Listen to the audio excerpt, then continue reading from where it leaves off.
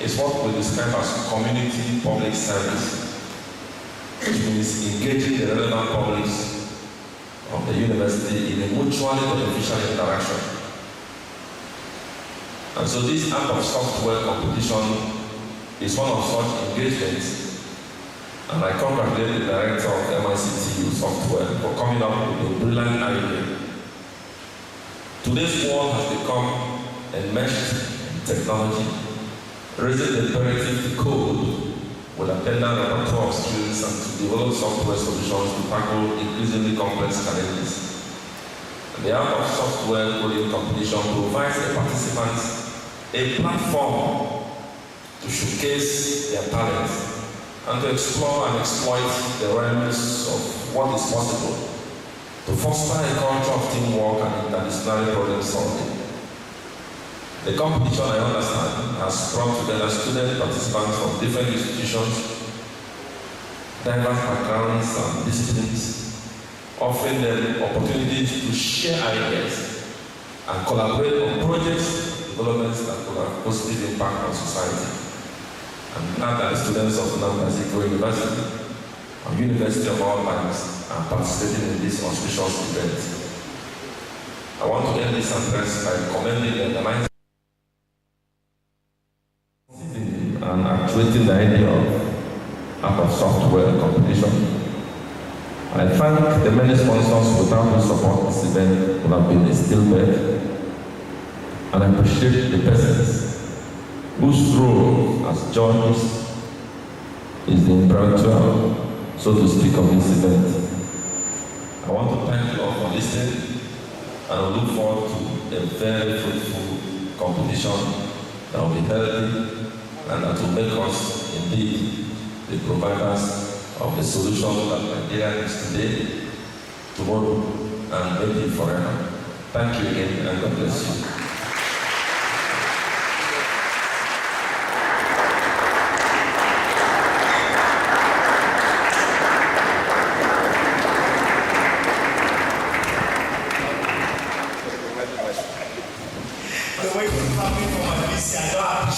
Please, can we make that hand?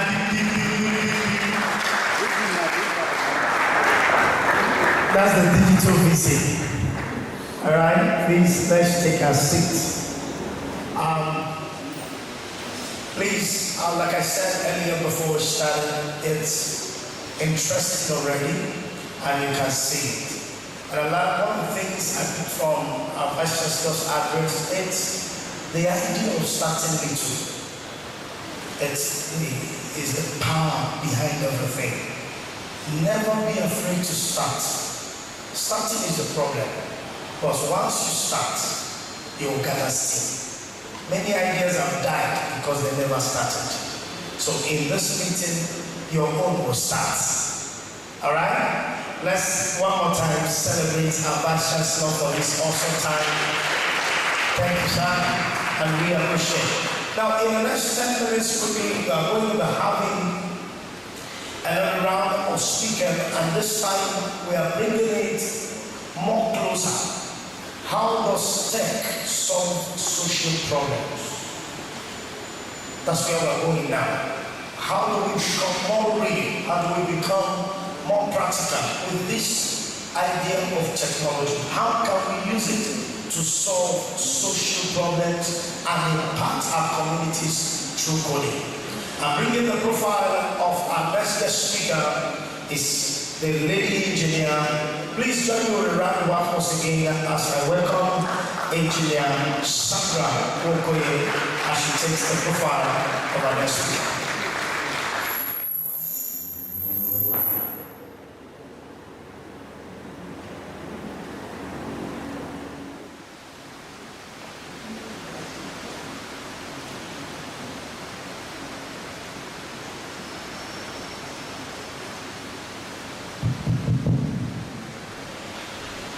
Good afternoon all. Welcome. I welcome our guests once again. Reading the profile of our next speaker, please Mr. Chukwuemeka Fred Abata. Mr. Chukwuemeka Fred Abata is a distinguished leader in the field of technology and innovation.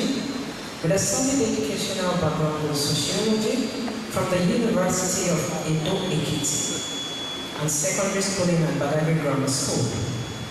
Mr. Abata brings a wealth of knowledge and experience to our gathering. Currently, he's holding a pivotal roles as the CEO at Anambra State ICT Agency and also as a regional director at Founder Institute. Mr. Abata's expertise traverses various sectors, including ICT, media, and entrepreneurship. We eagerly anticipate the valuable insights and contributions he will share with us today. Ladies and gentlemen, join me in extending a warm welcome to our guest, our next speaker, Mr. Chukwuemeka Abata, who is heavily represented by Honorable Tochukwu Ebenko.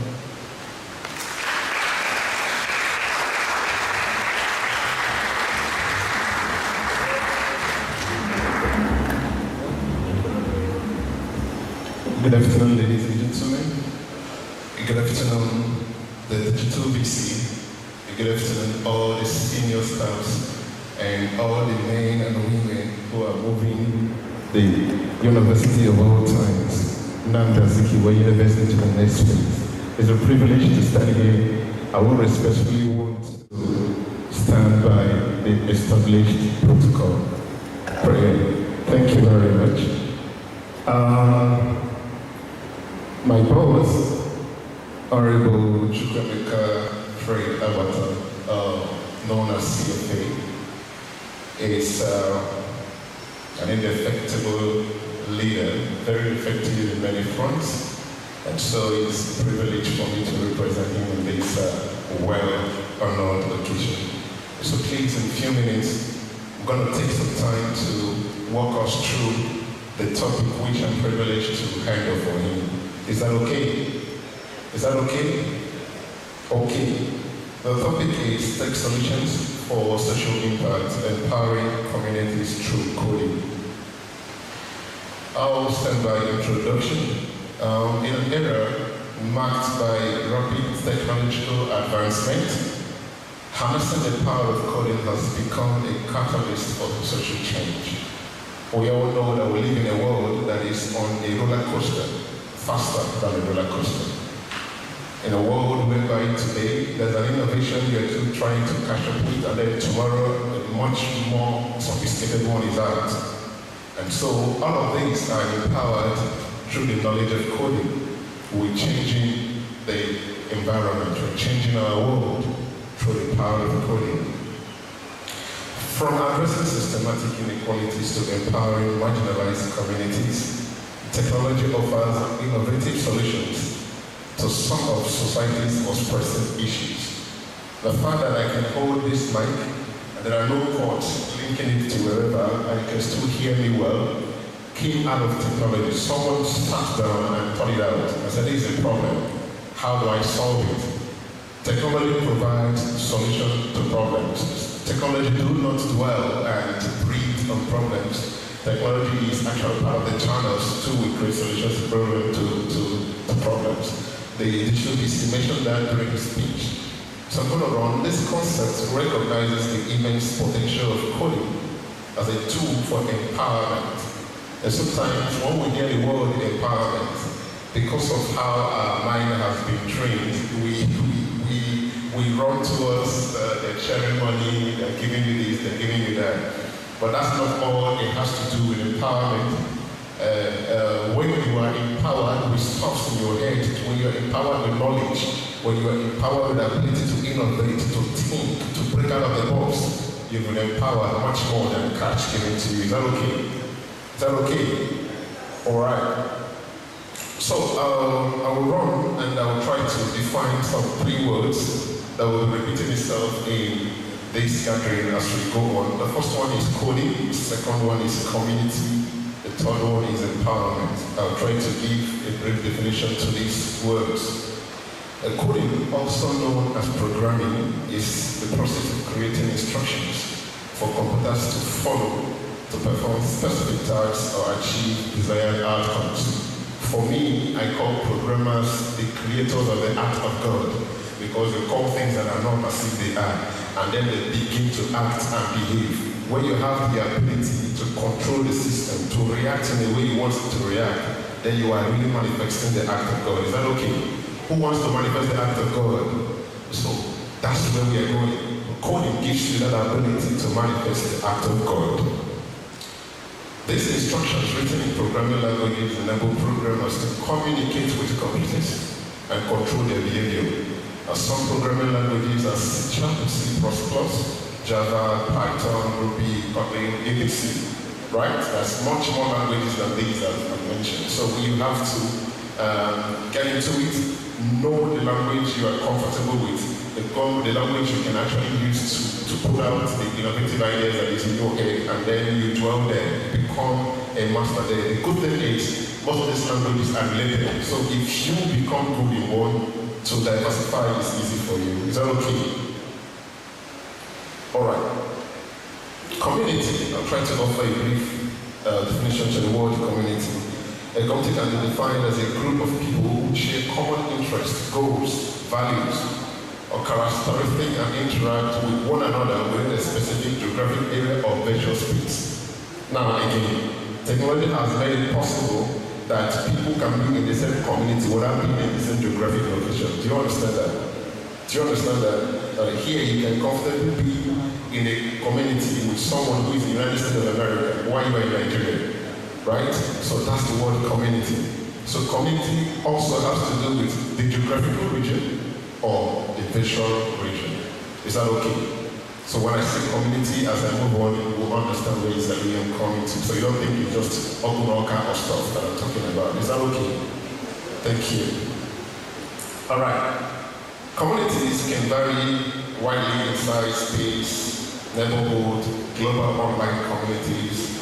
The major characteristics of a community is that it includes shared identity, social interaction, emotional support, collaboration, and shared spaces. So once these things are found, you're already in a community. Once you're sharing any of these things with someone else, you're already in a community. Is that okay? All right, the third one is empowerment. Empowerment can be defined as the process of enabling individuals or groups to get control over their lives. Just like I said when I started, empowerment is not just money given to you, it's our authorities enabling that indwelling ability in you to take control of your life. Make informed decisions, exercise their rights, and achieve their full potential. It involves providing people with the resources, opportunities, knowledge, and support needed to assert their autonomy, overcome barriers, and actively participate in the society building. For every solution we think we're using today, Facebook and all that, someone did that, someone created that, someone participated in social building. And with that right now, Facebook, for example, you can comfortably interact with anyone over the world. WhatsApp, you can comfortably interact with anyone in the world. Why? Someone participated, some group of team participated in this society building. Right? So, I will run really as fast as I can because my time is fast spent already. Coding is crucial in today's digital age, where technology plays an increasingly pervasive role in nearly every aspect of life. There is nearly any aspect of life where ICT, communication, technology does not have one or two roles to play. Name it, in medicine, in engineering, in any kind of role of life. It's in education. Every aspect of life, we have technology playing active roles there. And remember how we are connecting these dots. For every of those technology tools we find in these areas of life are being propagated, created through what? Coding. Do you understand that now? Right? So coding is a bedrock through which all of these innovative ideas are being brought to life. So I will run again. A few things to look at is access to opportunity. Coding education provides individuals with access to new opportunities in the digital economy.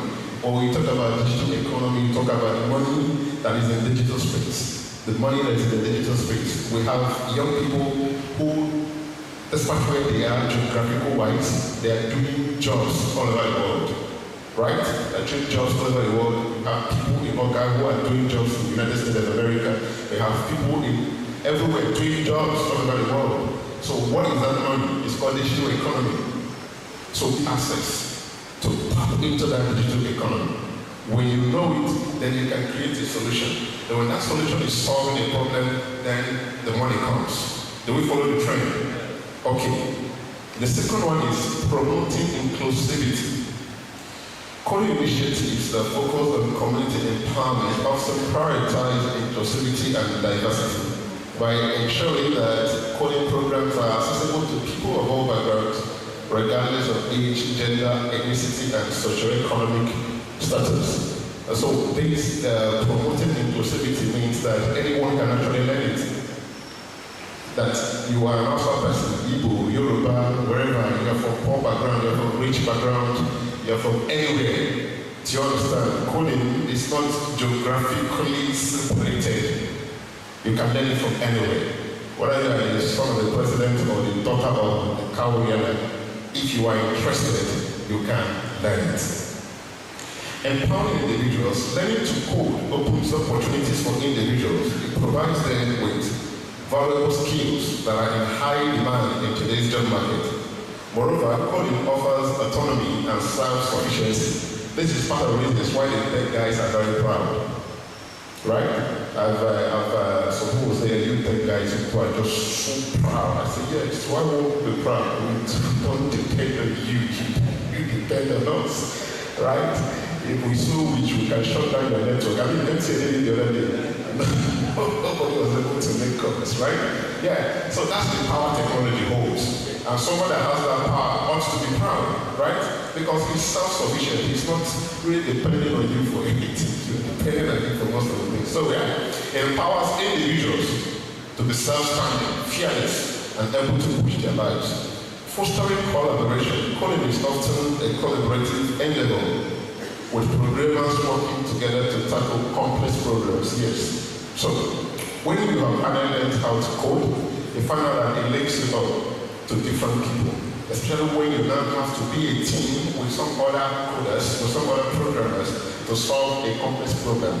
Maybe there is a solution that you are working on, and it's not just you that have to work on it. It gives you that that opportunity to do what, to foster collaboration, to also know other people. And the beauty of collaboration is that it opens you up to learn the things you don't know. Is that okay? So you keep improving yourself.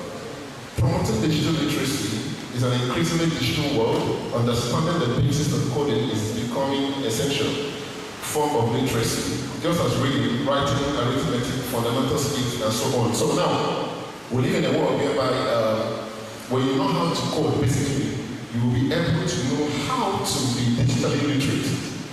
You will know how to play safe in the digital world. You will know what to include and what not to include. You will know what you're supposed to put in and what not supposed to put in. At least when you even look at the website, you'll be able to know if it's secured or not. So it gives you that level of digital literacy so you don't fall prey to some of those things around.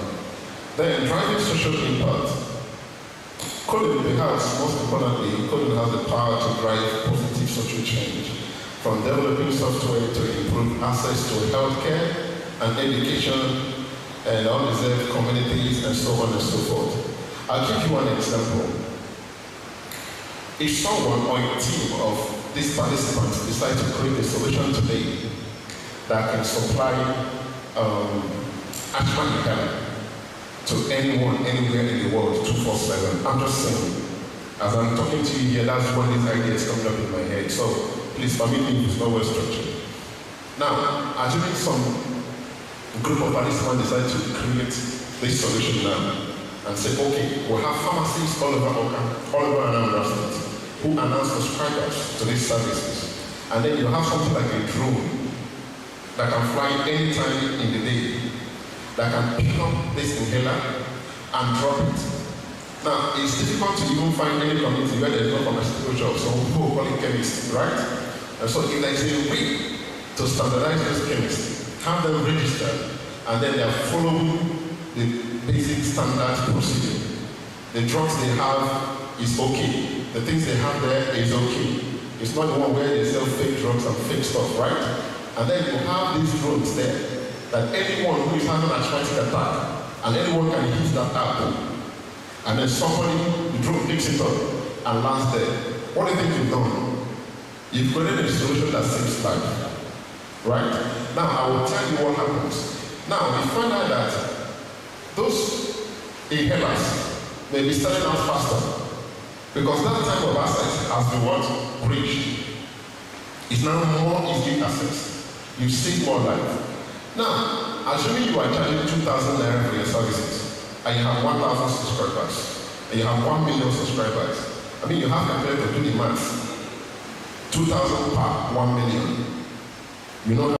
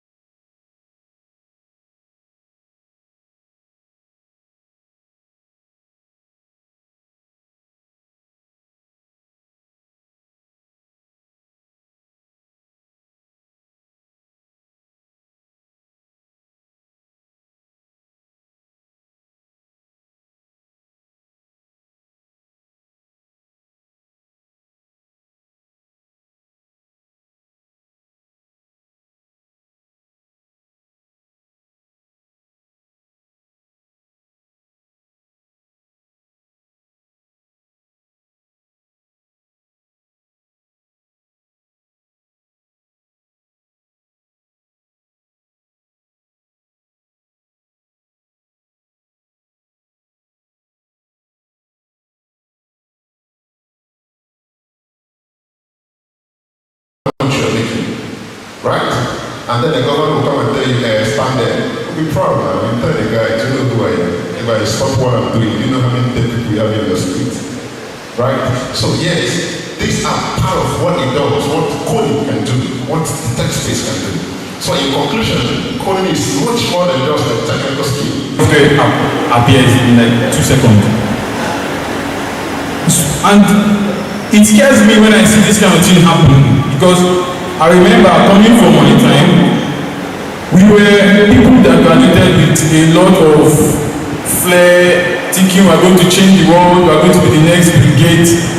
We wrote hundreds of billions of lines of code, solving things in our immediate society and even trying to pitch to other countries for funding. But these guys are busy writing softwares that in the nearest future, they will come and tell you there's no need to go to school to learn coding anymore. Just write what you want to code into this chatbot and to create it for you. You see the world they are trying to create, contrary to what they want us to believe, they want to move from the present level where the African youth doesn't know how to spell properly because it's using a chat system that is giving them internet slang,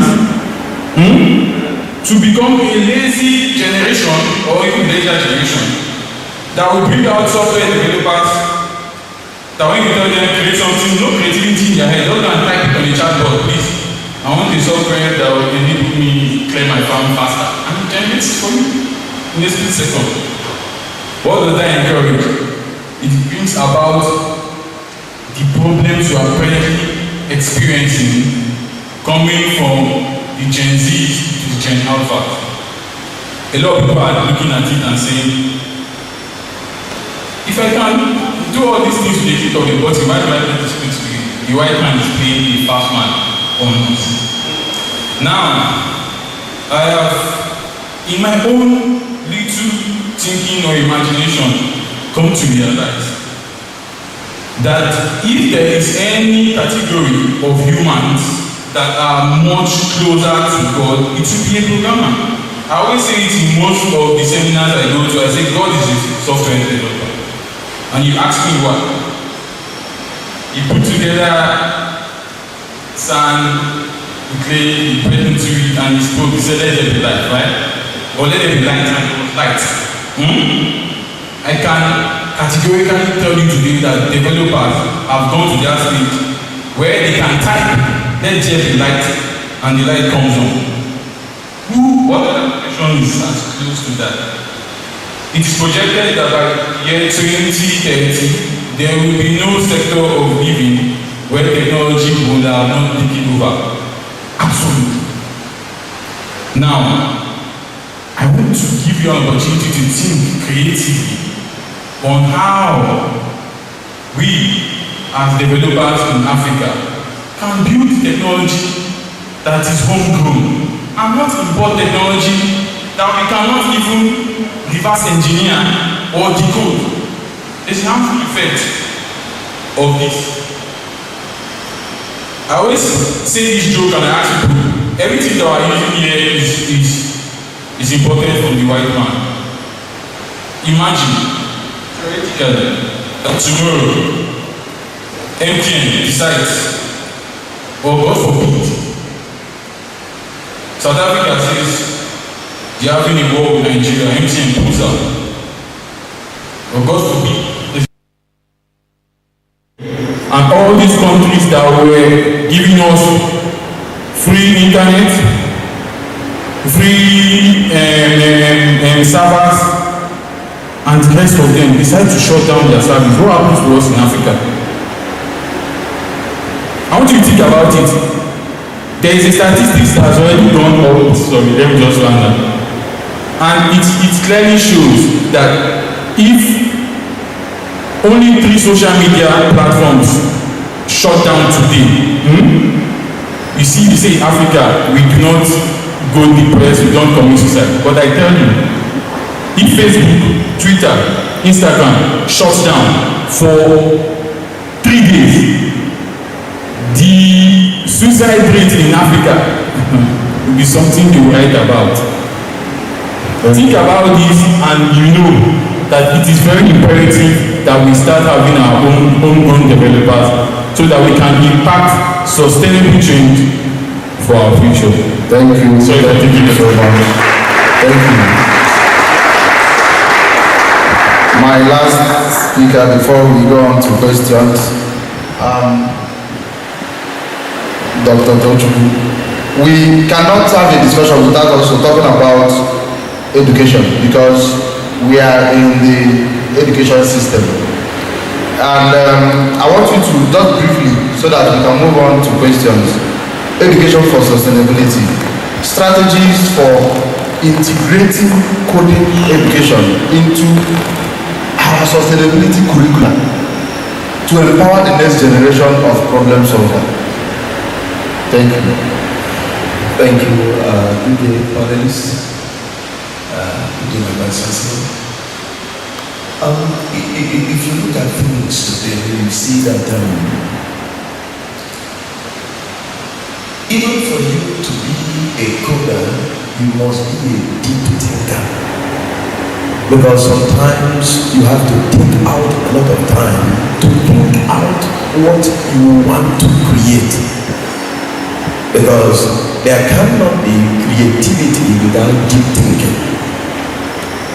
Now, in the area of education, you discover now, number one, that development, coding has drastically reduced, number one, supply centers of institutions.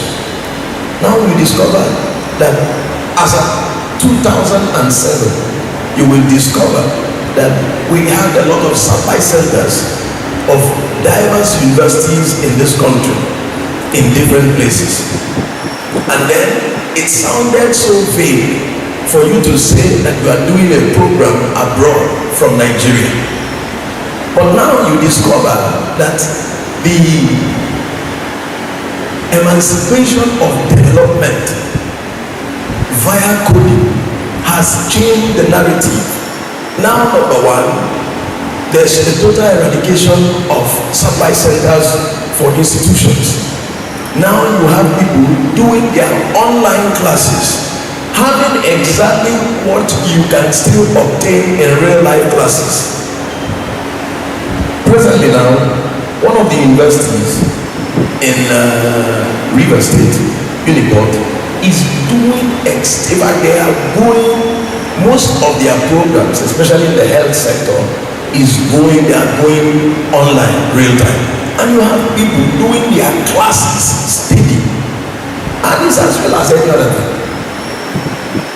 The classes are going, in fact, I must also applaud our vice chancellor who has implemented that via the elements in the PG school right now, with the last training that we had, so that you can be at home and do proper classes. There are templates even for lab works. You have simulations to do, templates that are also equivalent to real life events. So just like he said, one of the presenters talked about, you see today you can stay here and manipulate things from anywhere in the world using IoT. From cloud, there's nothing you cannot achieve. So now, there's need to embed coding in our curriculum system. And let me tell you, it makes students to be smarter. I have never seen a coder who is not a smart student. I have not also seen a coder who is not a deep thinker. Because you are creative. So these are elements of creativity that comes on you. Sometimes you can be walking along the road and soliloquize. All of a sudden something clicks on your head. You just remember there's a wall, you just sort it out. You reverse your car and you are racing back. You see, nothing gives you joy. Sometimes you think that coders are crazy. They are not really crazy. It can be going out and can then just give you 1 minute. It returns back to the system. So, and let me tell you, it preoccupies people that you will not have time for any other thing. So development in the times that we live in must be inculcated in our young people, because it will also make them to be very creative. They will always be looking for problems to solve. Because I tell you, I discovered that codes, there is no problem that codes cannot solve. Especially in education. There's no problem you cannot solve. Thank you so much. Thank you so much.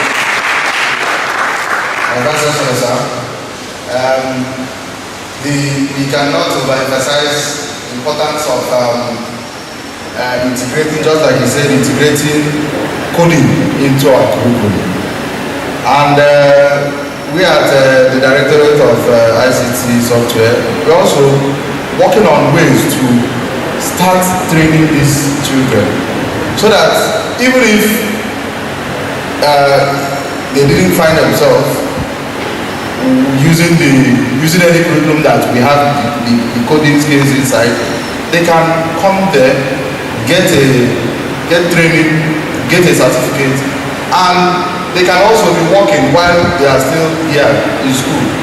So we are working towards that by your help as our digital vice chancellor.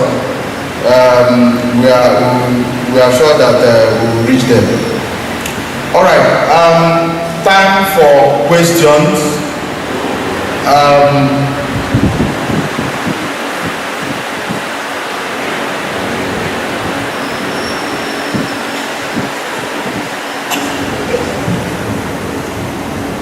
My name is to the moderator.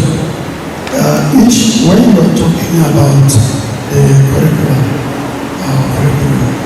I do not know whether you mean the university curriculum or the national curriculum, because I wanted to ask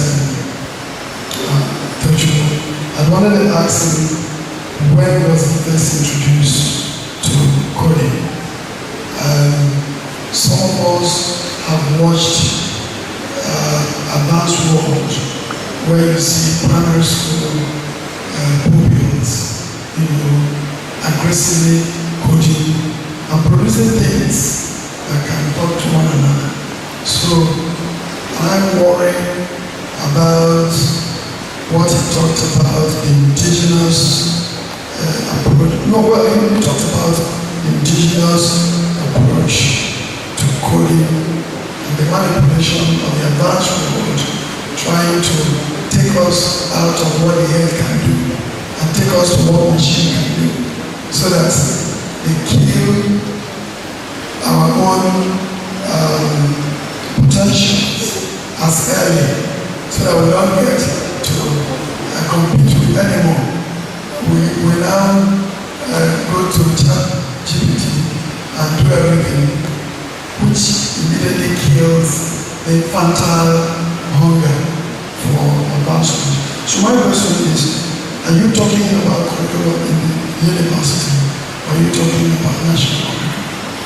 If you have centers where you train people, bring them apart, but there is a big gap in national educational program to kickstart coding early. And universities coming up with innovative thoughts that will take us back to where we should actually start. That's my question. Do we have such a problem?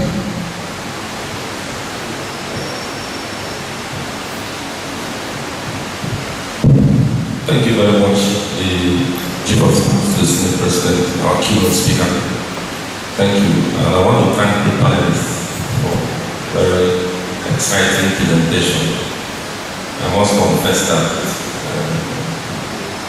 we are also learning, because one of the attributes of learning is to learn, unlearn, relearn, and then learn again. So we are at a stage where we need to unlearn some old schools of thought, and then begin to actively relearn. So from all the contributions I've learned a lot, and I want to believe that our students are also learning, because learning doesn't only come when they give you pen and paper in the classroom. This is actually part of the thing that may change your destiny. These thoughts, life experiences are destiny changers. If I share my testimony about one lecture, I don't have time for that. That actually changed my orientation. So it's important that as you are here, you be very attentive and try to get the takeaway. So I have actually comments or suggestions, more comments or suggestions than questions. With respect to the coding curriculum, I think the MICTU is in a very strategic position to drive this. You are in a strategic position to drive it, and I want to drive it at different levels. Not just in this university community, we have primary school, we have secondary school, and then of course we have the university. And in the university you have undergraduate, postgraduate. We also have part-time programs like CEP and sandwich and all that. I think MICTU should come up with proposals to teach coding. Let's introduce it as part of we don't need to really, I believe strongly that whatever you want to do, start small, start local, and then go national or international. If we start it very well, it's working, we have the latitude here to introduce that in our primary school, in our secondary school, basic primary, secondary school. We discuss with the headmistress part of the curriculum where our students will go to primary, secondary school, and then in the university we have the latitude through CCMAS to add some things in our general studies. GS, you have, there's a 30% that you can do anything that can give market value, something that and this coding can add market value. You can add that in our GS. What I've noticed is that coding is not just for those who study science. Abroad, some people did ask. I have one of my very good friends in Germany is a professor of English literature, but he's a very good coder. And he has a software, he does more of ICT related things. He's a professor of English and English literature. He's very good. If you see him talking, you would think that he's a computer scientist. No. I also had a mentee of mine many years ago when I did my postdoctoral fellowship in Germany. He studied English in the University of Lagos. And was in Germany then, and he was interested in coding. So we brought him over to do a master's. And he was doing a master's in computational linguistics. So what he was doing was purely coding. I tell you now, he's one of the richest, very rich young man because it's computational linguistics. One of the projects he did was to write a code to translate pidgin English to English. Because the white people, they saw that if we were writing text messages, and those in CID, in forensics, in Germany also, they want to use it to decode messages. If these people who are doing selling drugs or so, they write a pidgin, the woman cannot understand it. But that young man developed that linguistic code, they pay him high that they can use to translate pidgin to correct English, so that even to German, so that they know that he did it translated to English and then to German. Coding language, that's what they did, masters and PhD. But he studied English. So he had that passion. I don't know what he said, one place where he went to do service or so, started learning that, I picked interest, and that's what he did.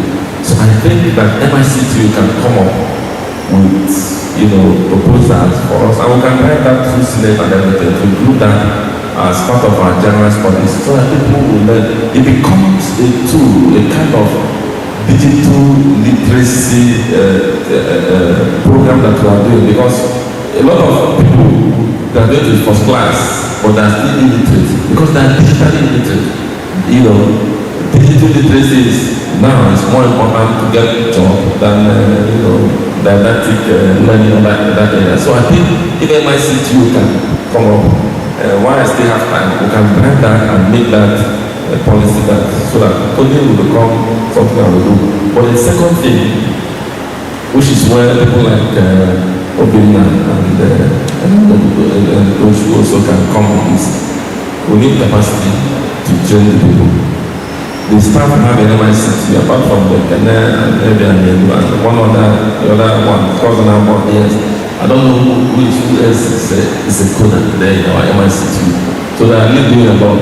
So we need human capacity. So we need to export people or import people from outside who don't know the terms, who have the passion to do that, to teach these people in primary school or secondary school. And they teach people in the university, because we're going to teach the entire university as part of our general studies, for instance. It will be a lot of things. The other way is what they are suggesting, for us to make it a program that is going to advertise it actively. Those who are interested, they come and do a short course, 6-week course or so to make money. All those ones are possibilities to explore them. We can also use it to create some revenue base. Well, that means we have to generate interest. People have to be interested, the publicity has to be high. And the MICT is running a short coding training, 6 weeks, 2 months, 6 months program for coding, put to pay. And that's, I don't know whether you're going to do the one that said it. It will also be done online. We done online digital. And if they know that our MICT is offering that, it's a short coding program, you write your code, you are people enroll, we advertise that very well. So that is a suggestion that I think we can make as take home as part of this. Thank you very much. All right, thank you. Thank you, sir. Any other question before? Okay. Please, we'll plead that you write your question. Yeah, please. So that we can quickly yes, take it on. We need to just write your questions, submit them, but for that insightful and impactful suggestion from our Vice Chancellor, let's give another big hand. So that's it. That when you have someone, please rise. Thank you, sir. Let's celebrate our keynote speaker. Thank you, sir. Thank you. Thank you.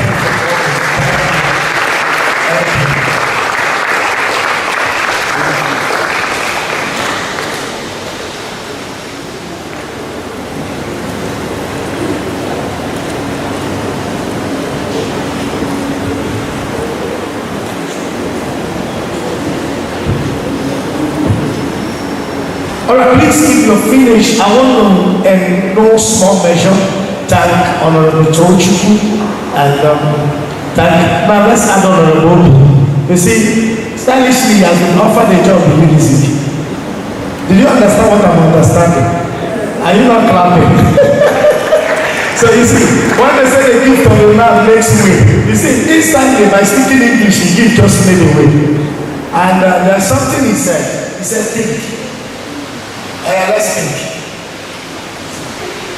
Oh, you're not thinking. He said, think. Where will Africa be? So, thank you. And thank you, Doc.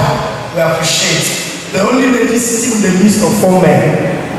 And yet, nobody can intimidate you. I think we need to just pick 1 or 2 questions from because I saw a lot of answers. Just maybe 1 or 2 or 3, then we finalize.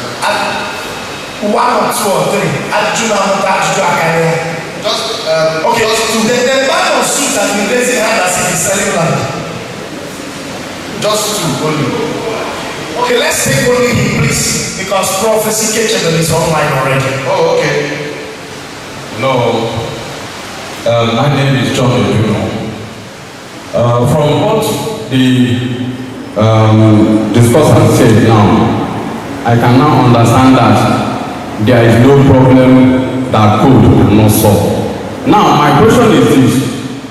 Last time, like 2 years ago, we went to Wales for farming during the time we are on strike. And 50 plot of land, cassava plant that we did, the herdsmen vandalized the whole thing. So can you people now develop a coding that can chase away the herdsmen from invading the farmland? Then next question. Some students normally come to MICTU office to say, please, I want to charge phone. So can you people develop a coding that will help light to be all over this university so that the students can be charging phone? Thank you.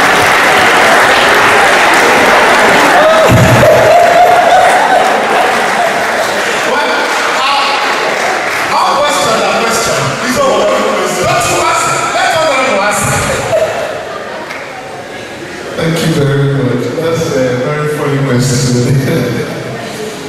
Well, it's why robots have not taken over completely. It's because there is still very vital roles that humans must play. Right? If that vital role is removed, then we can have robots walking everywhere and replacing human beings. But then to answer the question, true. Coding is an aspect of technology. Coding on its own is not all about technology. Do you understand what I'm saying? Right? Your phone functions because there is a part of hardware and software that integrates for it to become a device you can use. Do you get my point? If it's just the software only, you will not be able to have it as a handheld device. Okay? So yes, there is a program that can be created to make some noise or be a laser. We all know about laser beams, right? True or false? True. So that laser beam can be programmed to have sensor to know when it is a rat running, not to kill, and then know when it's a cow coming to destroy the farm and to kill. But you know that all of these things are also subject to laws. There also have to be laws that has to be passed and approval given. If not, there will be community clashes with these headers, which even now is existing, even without the technology that kills the car. So some of these things are things that must be in place, but yet can coding function with technology to provide a solution to that? Yes, it can. Right? That's one. Secondly, for the light part you're talking about, I mean, there is solar already. There is solar to take care of some of these things, to connect it to the solar energy and get your light anywhere you are. Thank you very much. I think that's the much I can give. All right, thank you. Sorry, we will have to get this session to an end because there are other persons who are online waiting. So thank you, ladies and gentlemen. We appreciate so much for your time. So we can now get back to our seats to continue our session. Thank you. All right, can we please give a big hand of applause? Thank you. That was insightful. That was powerful. All right. Thank you so much. It has been an amazing moment. Now, quickly, Professor Ikechebelu is already waiting. Now, listen. When I say learn, please learn. There is something that man has. Have you been to Life Hospital before? How many persons have been to Life Hospital? Life is not far. Life Hospital is by Immigration Junction. Just take the turn towards the old road. You will see Life Hospital. If you enter there, you will not believe that is a Nigerian. Talk more of an Anambra man. Then talk more of the Deputy Vice Chancellor admin that owns that place. Everything there is digitalized. A hospital on top of it, with elevator working 24 hours. Once you walk in, the reception alone will make you check your account balance to know if you will stay or if you will excuse yourself. Just sitting in the reception, you will bring your phone, check your account balance. So you will check if you are staying or if you will.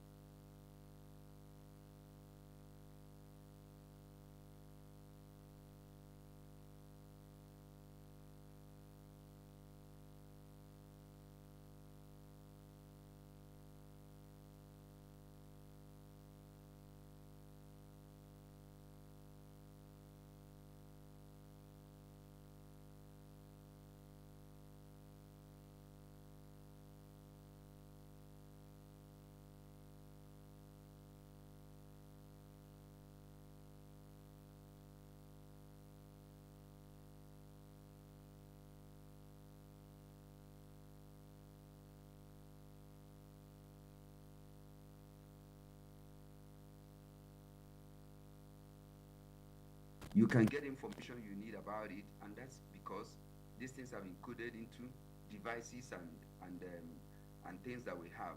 And I mean, the latest is artificial intelligence technology, and it's actually beating everything.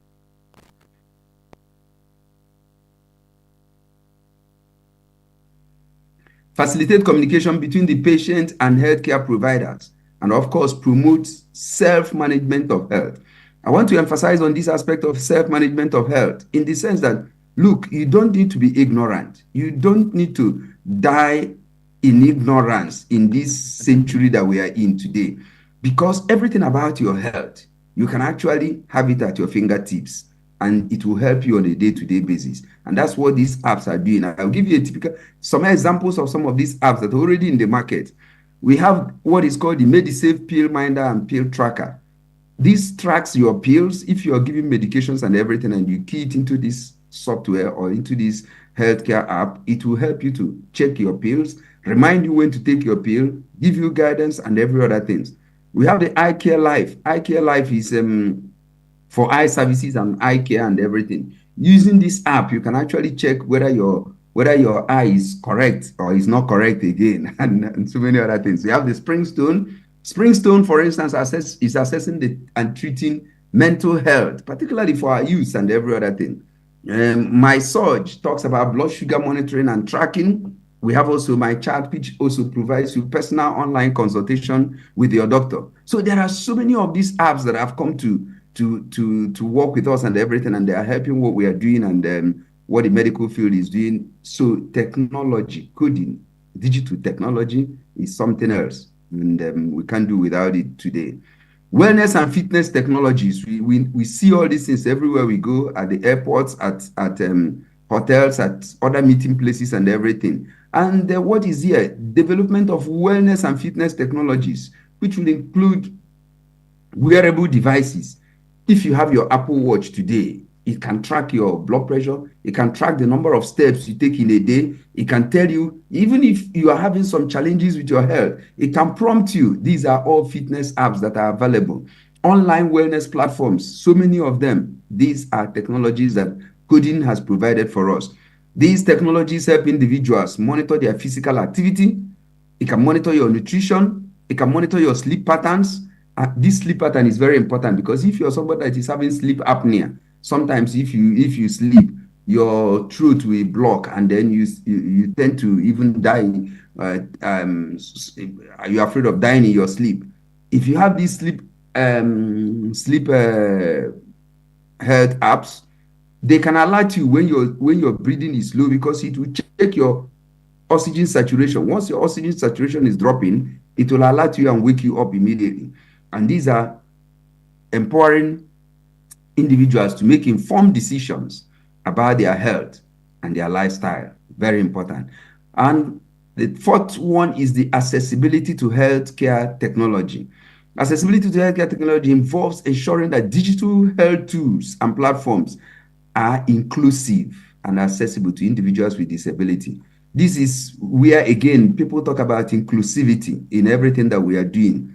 People with disabilities, they don't need to be disenfranchised. They need to also have access to their healthcare and everything. So you can think of things that have those who have visual impairments. They provide them apps that will not need to use vision, but they will use their voice, and with their voice, they can actually activate all these apps and still have access to their healthcare. Hearing impairments are being taken care of, motor impairments, cognitive abilities, ensuring that everyone can effectively use and benefit from healthcare technology. That is what is happening today. And so if we know all these things, what are the coding practices for wellness and healthcare accessibility that we can tap into in our present state? Let me say that the first is user-centered design. Emphasize user-centered design principles to create healthcare technologies that prioritize the needs and preferences of users. And I will actually challenge this to include for the users are patients, caregivers, and healthcare providers. And I will actually challenge our team and health computer experts in our own environment. Let's not wait till they do these things abroad and send to us. those of us who are into the coding system, you can actually start designing these things. A startup is very important, and then others can key into it. These user-centered designs, they can conduct user research. It can do some research. It can gather feedback from the user. And then when these things when it gets all these feedbacks, they are integrated back into the systems, and they ensure that there is improvement in the technology. That's why they have version 1, version 2, version 3, version 4. And it is this user research and feedback that it has gathered that it will add to and then improve on what is existing. Compliance and accessibility standards. This is very important. It has to adhere to accessibility standard and guidelines. We talk about, example, the web content accessibility guidelines that's available when you are designing and when you're developing these healthcare applications and websites, because this is also very important in what we are doing. Ensure compatibility with assistive technologies such as screen readers, voice recognition. Today we have our phones. Our phones are going with our voice recognition. They can not with touch again and every other thing. So these are all important, and they are there for us even in the health apps that are available. And this facilitates easy access for individuals with disabilities so that they can key into and be part of what is happening. So that's what accessibility is. Everybody is included. Nobody is excluded from this. We also talk about when the panel we are discussing, they mentioned this, and this is actually to implement robust security measures. We talk about the HIPAA, HIPAA compliant development. And we say that all the apps you develop must adhere to these HIPAA regulations to protect the privacy and confidentiality of patient health information. The HIPAA is Health Insurance Portability and Accountability Act of 1996. And that was an act passed by the U.S. Congress, the 104 U.S. Congress, and signed into law by Bill Clinton on the 21st of August, 1996. And it's essentially to protect individual medical records and other personal health information. So when you think of these apps and all these other things, don't just think that they will expose you. No, they will not expose you, because these things are done with security measures, with everything that is required. There is encrypting of the sensitive data. There's implementation of access controls. I give you a typical example. In Life International Hospital, we use an electronic medical system. And in our electronic medical system, you cannot access it if you don't have the access codes and everything. And it's only people who are given access codes that can access the electronic medical data. And I mean, you can, anywhere I am, all over the globe, I can access my platform. I can consult with my patient and everything, and that is the telemedicine we are talking about. So medicine has gone beyond sitting in your office and waiting for people to come and arrive and you talk with them and every other thing. There is safety in all these measures. And we talk about continuous learning and improvement. You stay informed about emerging technologies, trends, and best practices in coding and wellness for healthcare accessibility. So you don't stop learning. And this continuous learning will involve those who are involved in these online courses, workshops, professional development, opportunities to enhance coding skills and expand knowledge. And those of us in healthcare technology, we also don't stop reading, because when we were in the medical school, we are not taught all these things. In the 80s that I passed through the medical schools, we are not taught all this. So, but today the technology is available. We have to continue to learn and continue to study and continue to key into some of these devices and be part of what is happening. That's what continuous learning and improvement is all about. And that's what this coding will help us to engage in. And that's actually what I have to give you today, and to charge you and to stimulate you and to say that coding for health, for wellness and healthcare accessibility is the way to go in this present time. I will conclude by telling you that coding for wellness and healthcare accessibility plays a crucial role in advancing health care delivery. It also very important in promoting wellness. You don't need to suffer in silence. You really need to connect yourself to some of these things and learn about the health condition you are passing through. And I tell you, you can live your life like nothing is happening, because you have access, you have information, and you can manage step by step what your life is all about. and enhance accessibility to healthcare resources. Secondly, in concluding, by applying coding principles and technology solutions, developers can contribute to the development of innovative healthcare tools and platforms. We need these things today.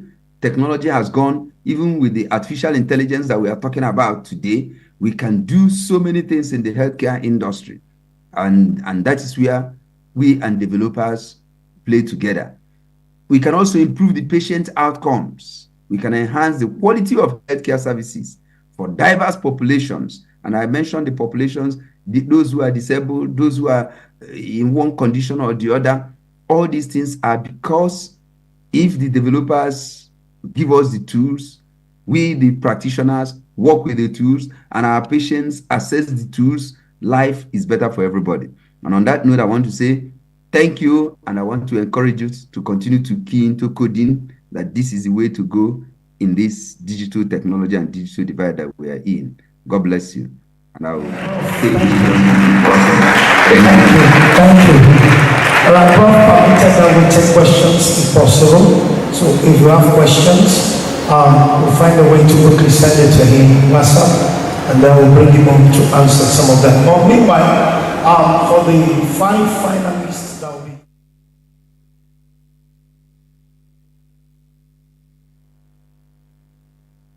Let's see if you can. Any question? Let's take that question. Any question for Prof before we let him go?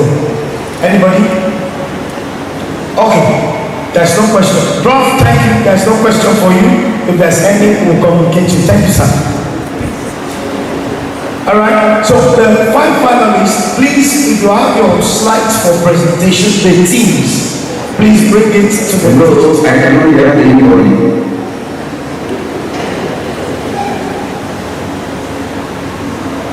Please, Prof is not hearing you.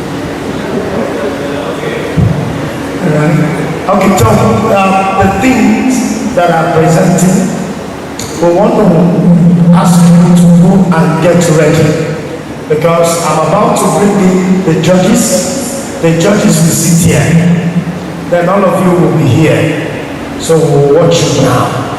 It's time for the real thing. So please, all the teams, get your things, get your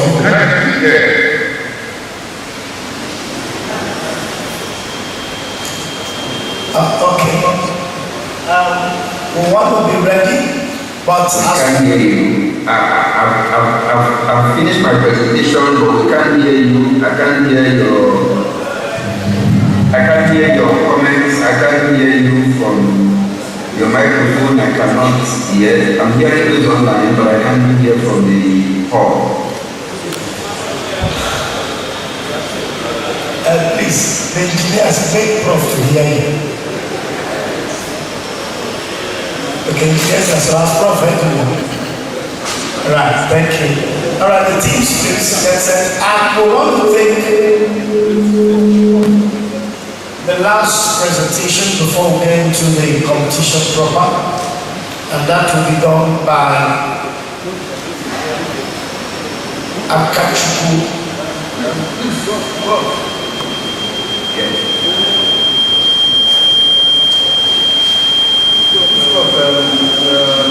We are working on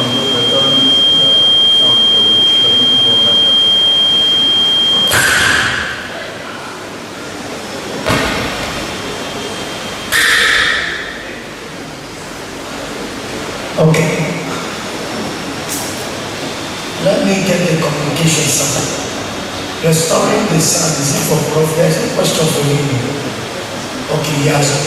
Second speaker. All right, thank you. Prof can hear us now. Let's give a big hand of applause. Is it that thing I was saying? Is it something I said earlier about life hospital? You saw it happen now, right? This is the thing. Passion. Find your niche. Time more day. The more you waste time, the more. Somebody said something to me and I believe it. He said, no idea is indigenous to you. So while you are wasting time, another person is working. And by the time you wake up to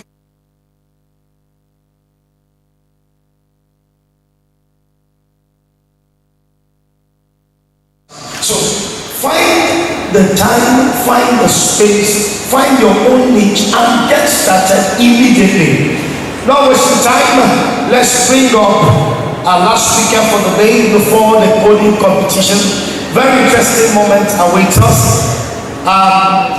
If the technical team are ready, it's my privilege to welcome Akachuku Ntoku and develop a DevOps engineer and a senior software architect at Flutter Waves.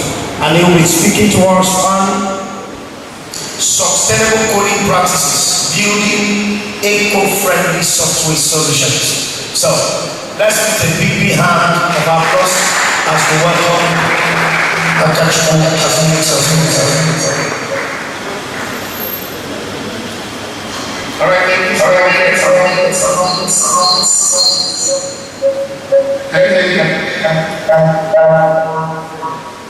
Yes. All right. Yes, go on.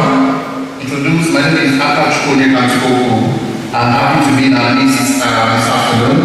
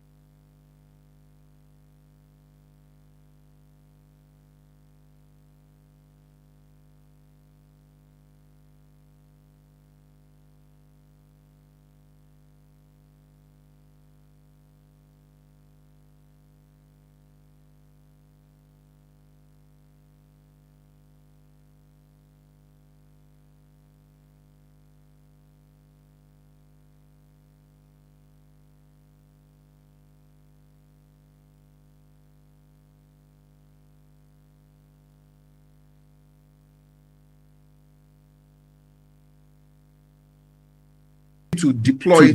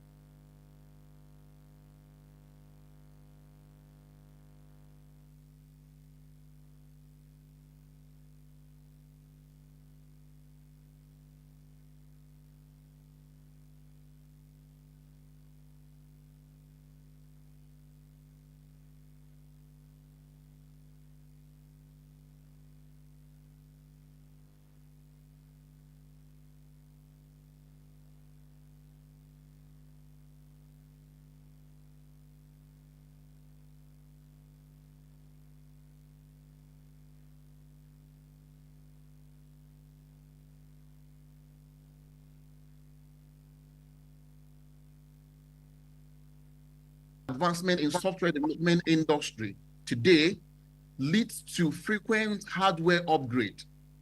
People, after in some industry, they change hardware maybe 4 years or 2 years, or when the hardware get bad, they remove it and replace it with a new one. So all this frequent upgrade, maybe it can even be as a result of new technology that is coming up.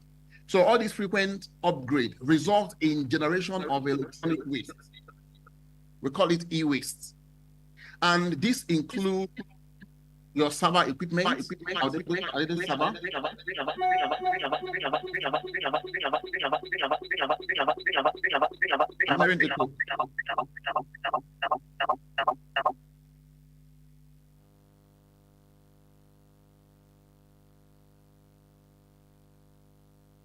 It was replaced, and other components that should be properly disposed.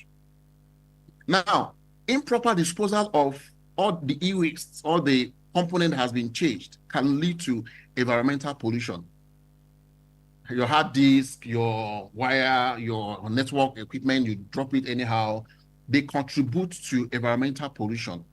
And the toxic substances released from those equipment end up impacting our world. So that is on waste disposal management and all that. And another area where our activities today as software developers impact our world is in resource consumption.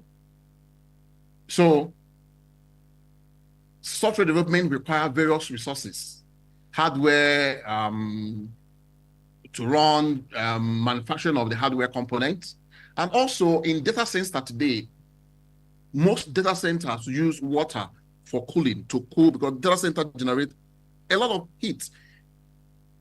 So most people use water to cool the data center and to put it in acceptable temperature to be able to run our applications. So all those resource usage in cooling or manufacturing hardware components,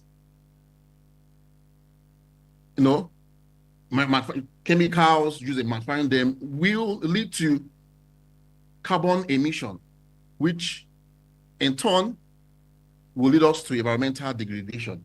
So this is how our activities today as software developer impact our world. Now, what does it mean to build eco-friendly software solution? What does it mean to build eco-friendly software solution? And that is the key important conversation that we're having today. Building eco-friendly software solution is hardly discussed among software developers. During my early stage in software development, what we are mostly concerned about is write your code, confirm if your code is working. Once it's working, we jump up and say, oh, correct, we've done it, right? But now it's beyond just writing code and ensure that the code is working. So developers today, we should start focusing on writing eco-friendly software solution, because the earth where we live in today requires as much help as it can get from anyone. And so any little help that we can get from any sector will make a big difference in the effect of global warming that we're experiencing today. So eco-friendly software solution application our system is application created with the intention of reducing its environmental impact at every stage of its existence. Is a software application or system that is designed. During the design phase, you design it, you build it, you develop it, and deploy it, and also run or operate it with the focus of minimizing its environmental impact throughout its entire lifestyle. So when building eco-friendly application, there's some factors that need to be considered. For instance, the energy consumption of the application you are building. How much energy do you require, do you need to run the application? You may ask me, how do I need energy? Your algorithm, when you are building, developing your algorithm, complex algorithm will require high amount of energy to run or to execute your program. So you need to have energy consumption required for running of your application in mind when planning, building, and running your applications. So that is one. Another very vital thing to consider is resource usage. How much resource is required for your application to run, right? Emission and waste management. The hardware used in running, how is it being disposed? So, resource usage is advisable that at the planning stage of your application development, you have resource optimization in mind when building your application. How is the application making use of CPU that is available on the server? How, like I said, complex algorithm requires large amount of processing power, which in turn will bring about high increase in energy consumption. So you need to have how complex is the algorithm. Certain things that are not required that you don't really need to do, like people writing a loop, while loop. Look for a way to optimize or write application not to use high CPU to execute. Memory management in your application. How do you manage memory usage in your application? Another one again is disk space. People write application just to use as many disk space that exist on the server, even when it's not necessary, right? Things that need to be deleted, that are no more in use, should be taken out so that the space can be used for something else. But when you continue to occupy space, it means that there will be need for a higher space, which will require higher servers, and that will amount to increase in energy consumption.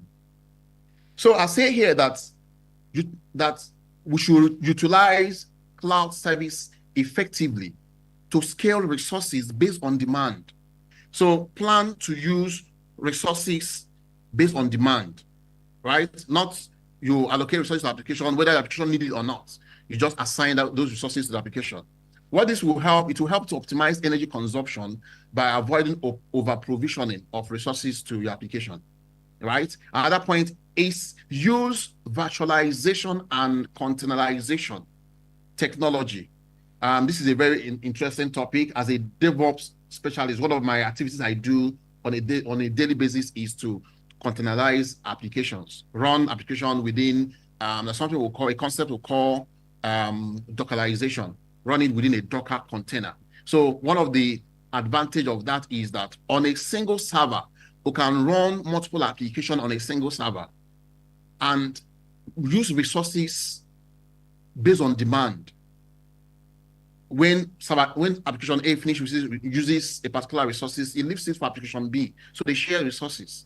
So using this technology, we maximize resource utilization and reduce the number of physical servers that are needed to run your application. Very common, which I've seen in this industry, is database management, the way we optimize our query. People write applications, SQL queries, connect to database without looking at this query I'm writing, how can it be optimized so that it will run with minimal resources or minimal database resources, right? So writing an optimized database query and configuring your database correctly to minimize resource usage and improve performance. This will directly reduce the energy consumption of the server where your database is running on. Lastly is, not the last topic now, not the last point now, renewable energy usage. Usually encourage all developers, all software, anyone that's writing software today to please prioritize hosting your application on servers that is powered by renewable energy. Prioritize hosting your application on server that is powered by renewable energy, so that the energy used in running the servers does not have impact on our environment.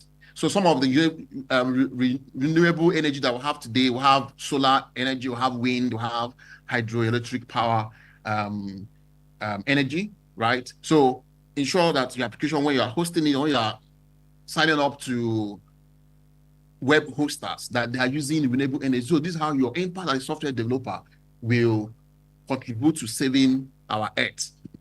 Point number one is doing this will ensure that energy used to operate the software has a minimal impact on our environment. During deployment, please consider factors such as location of server, data center efficiency, and cloud service provider, with green initiative. This will ensure that the software is deployed in an environmentally responsible manner.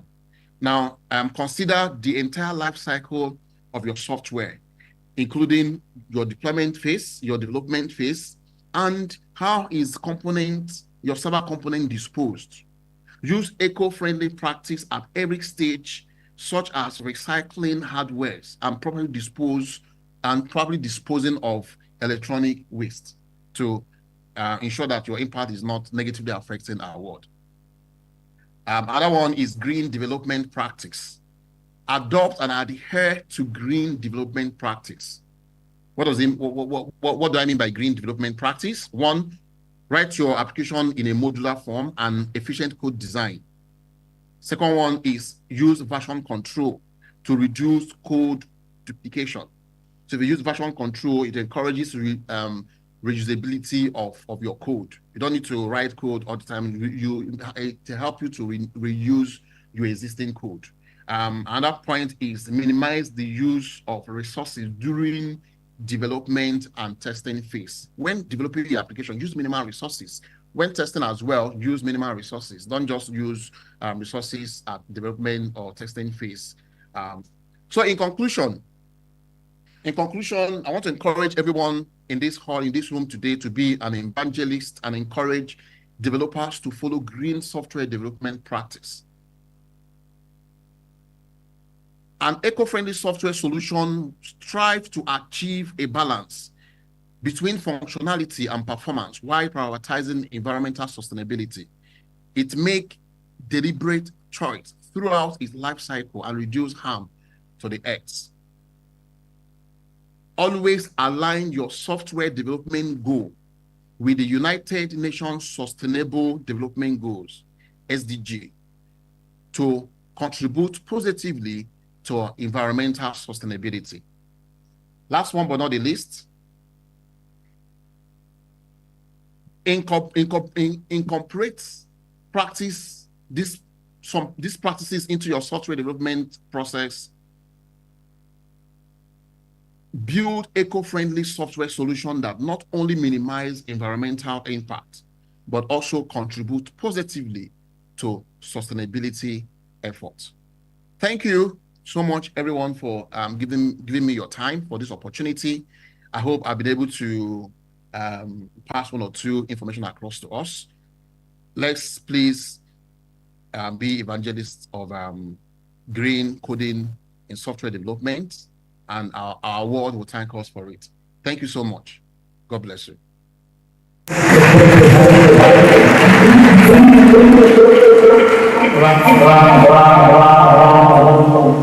Looking for the presentation. Thank you. All right. I'm sure you are not knowledge. It's been an impactful moment since morning. Keynote speakers raising awareness and interesting. So we are at the very tail end of the competition. So welcome to the competition proper.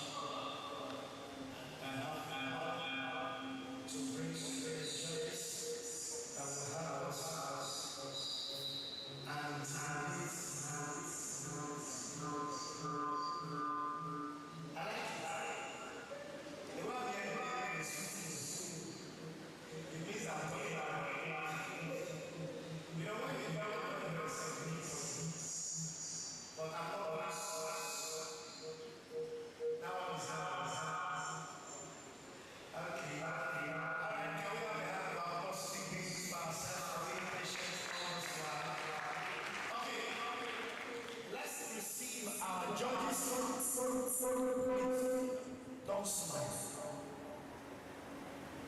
Judges, don't smile. You say, I said don't smile, you already smile. Don't smile. Be a mean judge. So that somebody will shit on himself. Alabuto, squeeze your face. Alright? We have 5 teams that are competing now. Our 5 judges to watch them. So the question is balanced. The first person is the person who asks you to think. So he wants to check the level of their thinking. If they are thinking well, they will pass. If they are not thinking well, you will know. So let's celebrate Obi Jet again from Tech Hall. Obi, please take your seat. Member of the judge and the panel that will be judging now. And for the second time again, the elegant, beautiful lady that has tech in her bones, Dr. Chisom Nri Ezedi. Thank you, Doc. Thank you for still staying. Please, the pen, that pen is golden. I wish I'm the one picking it. Doc, your pen failed. Can I give her? Why didn't you allow me the honor? Okay? The third person is Honorable Tochi Ibeko.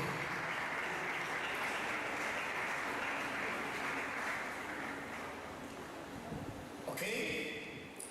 And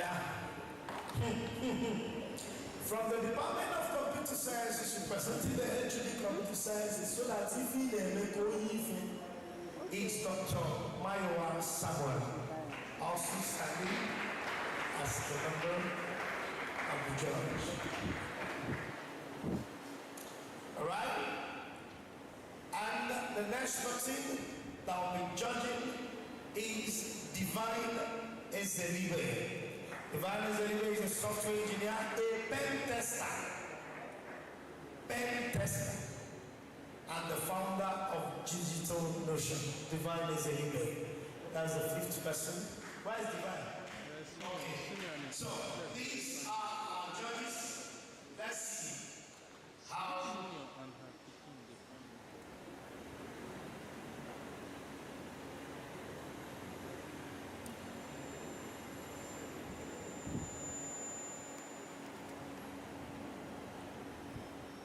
Okay. Let's now welcome also Dr. Tochu Onyeyi. Big hand, big hand, big hand, big hand. Okay, already. What's it, Tico? Okay. Are the teams ready? Alright? We have 5 teams that are competing.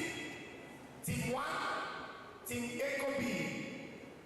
Team Ecobi, where are you? Just wave hands wherever you are. Now encourage them, encourage them. Encourage them. Okay. The second team competing, Team Faraday.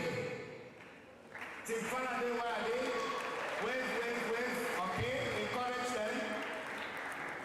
And the third team competing is Team Tizo. Why is Team Tizo? Only you are welcome. Okay, the lady. She's very beautiful. She will give you encouragement.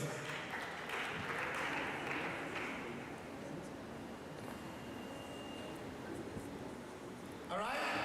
And the 4th team competing is Team PS. PS team. Why are they? You've already taken stage, and both of you are wearing glasses. You are already started intimidating us. No, wait, bring the glasses. Let's check if it's Expo. Something may be speaking to me from here. This one is clean. Okay, I don't want corrupt practices. Okay, thank you. All right, TPS.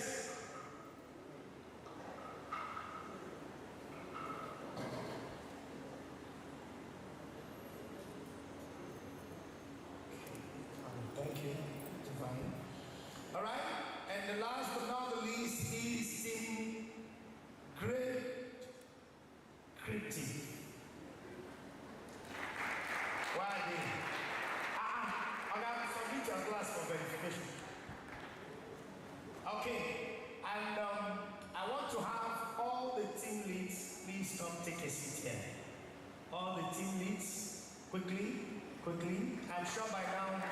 You have submitted your slides for presentation. The team leads, please come quickly.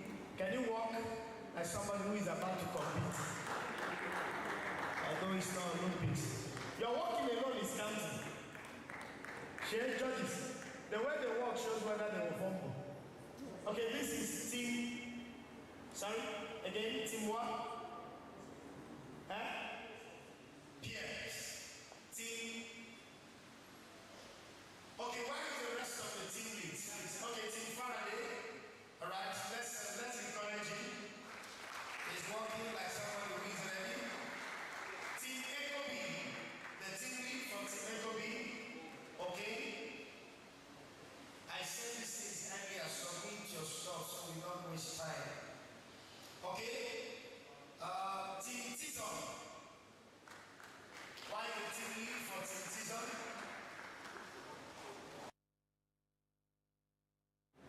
So I have 3 persons, Echo Builders here, remaining one more team. Who is the team lead for Team Tizon? But we clap for Tizon here today. Did we not? Are they chipping that? Welcome. Alright. Here is the rule. You have 10 minutes for your presentation. You have 5 minutes to take questions from the judges. Did you get it? Should I say that again? Celebrate the only lady. Men encourage women, women encourage men. Okay? You have 10 minutes for the presentation. Then you have 5 minutes, the judges will present and ask you questions. Now, our judges will do their scoring. Honorable Tochukwu will do the announcement. We'll collect and do your announcement so that nobody will say anything. So we'll allow the judges to take your decisions. So what I will stand here is to moderate. So, sirs and ma'ams, are we ready? Our judges, are we ready? Can they begin now? Are you ready? Are you ready? All right. Ladies and gentlemen, presenting in this gold competition is Team Faraday.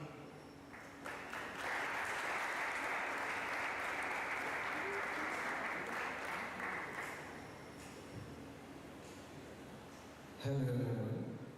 I did not expect that I'm presenting first. My name is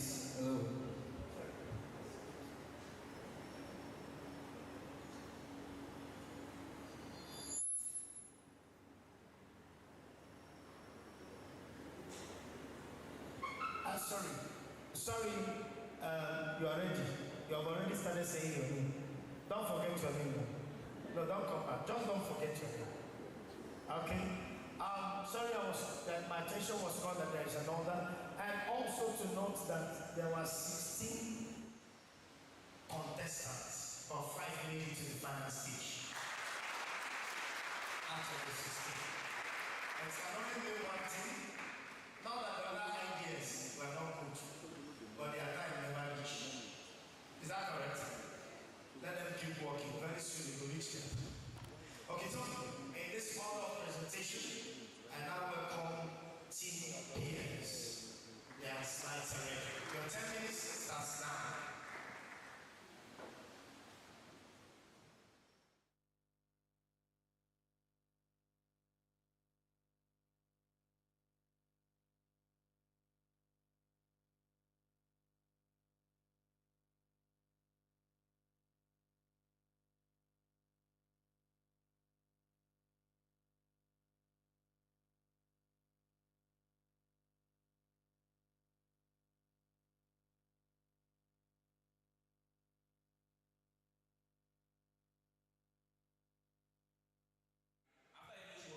Retirement, no skills, nothing, and working for his like gain money from his retirement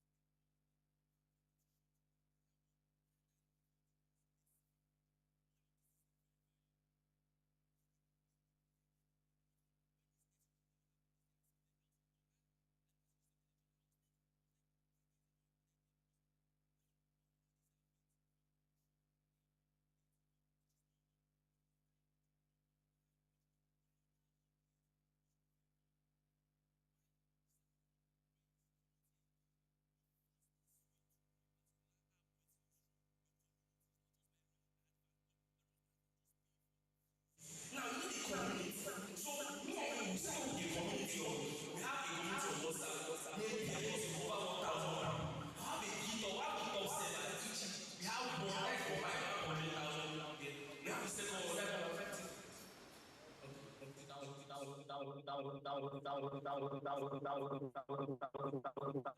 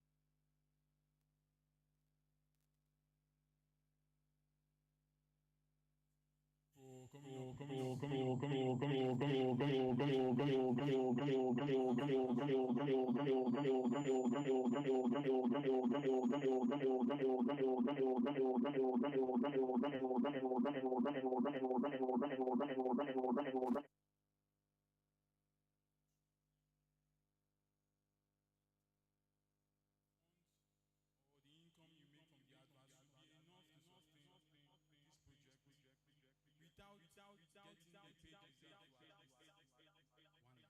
All right. So how we plan to fund that? Okay, now if you look at, I think we've registered with other Okay.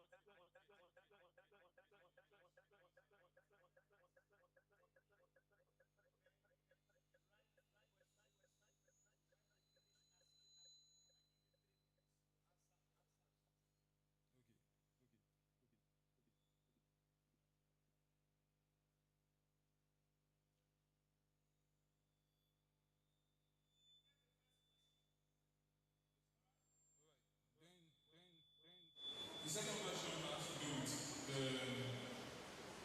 how do you vet your instructors? What is the vetting process? I want to know how you get information. The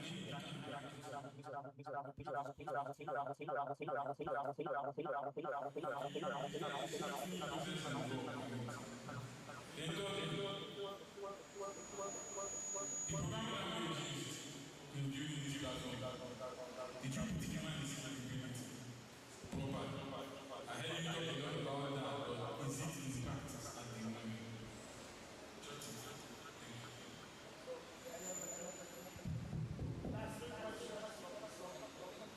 Okay, thank you very much for that presentation. I enjoyed it. I'm particularly happy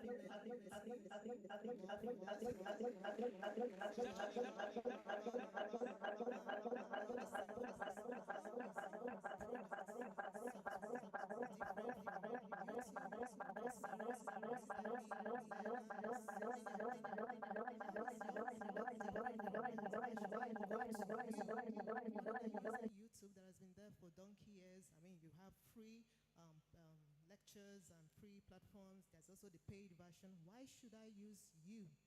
Now, the second thing I was thinking about, you talked about free ads, you know, and I listened to you and got me thinking, perhaps you think the money from free ads are quite a lot. It's not, because I have an app right now on Google Play Store, and I've been monitoring my ads as well. It's not a lot of money. You need at least 100,000 users or even more to consistently use your app for you to generate anything meaningful. So the person that is willing to showcase what it is they want to showcase on your, I'm wondering, how are you going to meet up your end of the deal by paying them if the ads are not forthcoming? Because you have a lot of, I don't know, I foresee you having a lot of problems because the paid ads may work, but the free ads, that template that you just proposed may not. So I need you to tell us what you have in mind. But most importantly, how is your app different from other existing apps that have done so well over time? Thank you very much. I just have one question for you, which is what category of ads do you intend to run on your platform? Seeing is an academic platform, so you don't run ads that will become distracting to who is using the free version. So it's going to be distracting to have ads about so many other masquerade running around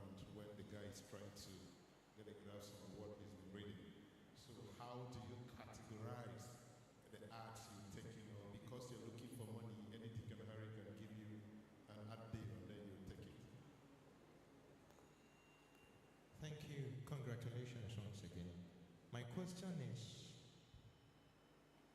how is your learning app evaluated? How is it evaluated? In terms of the usage, how do you evaluate your learning app? Since it's an educational one, you learn skills. How is it being evaluated? Both the instructor and that of what? The learners. How is it evaluated?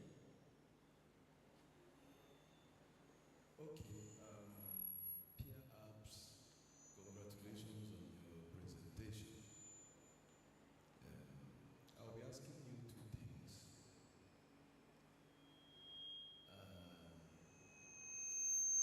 One, I expected to see some structures of your analysis so that your pitching will not sound vague. Nevertheless, I want to, because with all these things we talked about, what is the level of its adaptability to diverse platforms? Because some will use phones, some will use laptops, some will use diverse means for it. Did you put that into consideration? Thank you.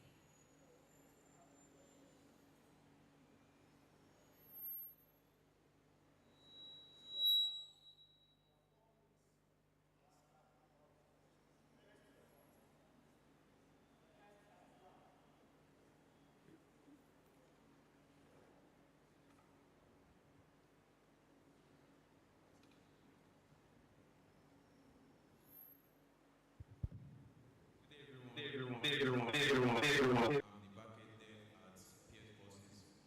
So we got a question that says, how to use adverts as a means of income without a paid user for at least a year. Okay, how peer courses works, we actually have a community, and that community are actually Nigerians. We look at Nigerians as part of our communities, not only as part of our community, as part of our team. Because we invest a lot in marketing campaigns, and we actually have a marketing campaign based on peers, as our parent company has a marketing campaign that targets youths mostly, because the youths are actually the future of tomorrow, and if we don't start to invest in them, we can't have a future. So with the marketing campaign, if we can get a lot of people on our site, we can actually generate more than enough to pay for free courses at our site. So I hope that's okay. So you also asked how to get certified instructors. Now, it's not just anybody that can go on the site.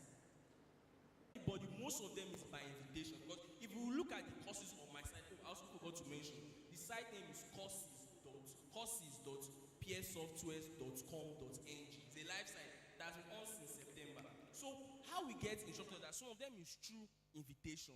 Us will message them directly to get them, and some of them, they have to fill the application letter there. So what they'll fill there is their name, most of their particulars. There's some details, main details that we need, and the major part that we reject is piracy. Because if you look at piracy, most courses on Udemy, most courses on all these platforms are pirated. Somebody will go and steal somebody's course and upload it and come and make their own. So in order to curb that, is that the courses that I will upload, we will see it, okay, we'll match it. Is this one matching this one? Okay. The courses is uploading, it doesn't match this one. Your time is up. Thank you. Let's celebrate them. I'm sorry, they don't have the time to answer all the barrages of questions. All right? English is too much. Please sit back, you're a team lead.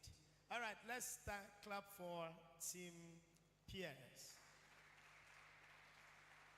In case, as he was running like an earpiece, you didn't actually get what he was talking. He said if you go school without paying school fees. Sure you understand them now? You don't understand. He said you go school now without paying school fees. So if you want to do some courses, just look for their app. But I wish he had answered one question which Dr. Ring asked. That was where I was hoping he has answered. All right, let's celebrate Team Pierce. For that, said they told you to clap, you will not clap now. When they bring food, I will start sharing from the clappers. Okay, now the second team are set, and the team presenting now is Team Great Cryptive. You have 10 minutes, then I'll give the judges. You take questions immediately. Good afternoon, everyone. My name is Kosiso Chukwu Azipogu, and I'm here to present a pitch on the product Great Scriptive. So, Great Scriptive, from the name, it just simply means grading descriptive answers. The idea is this software is a CBT platform for theory exams. Yes, that's just it, simple, straight. No need for too much jargon. So what is the problem Scriptive is trying to solve?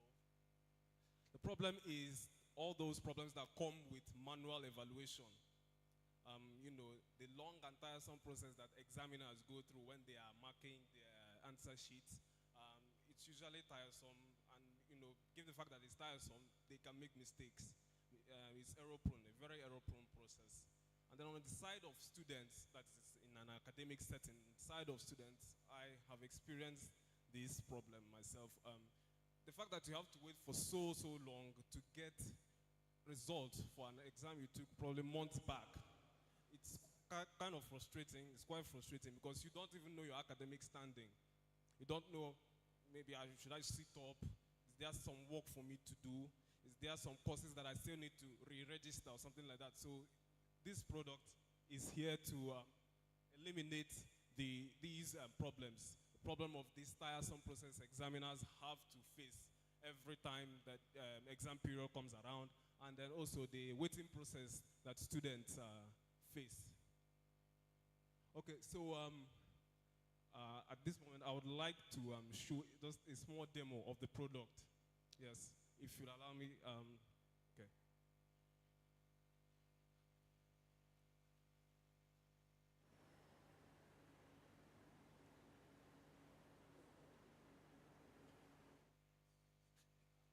Okay, yeah.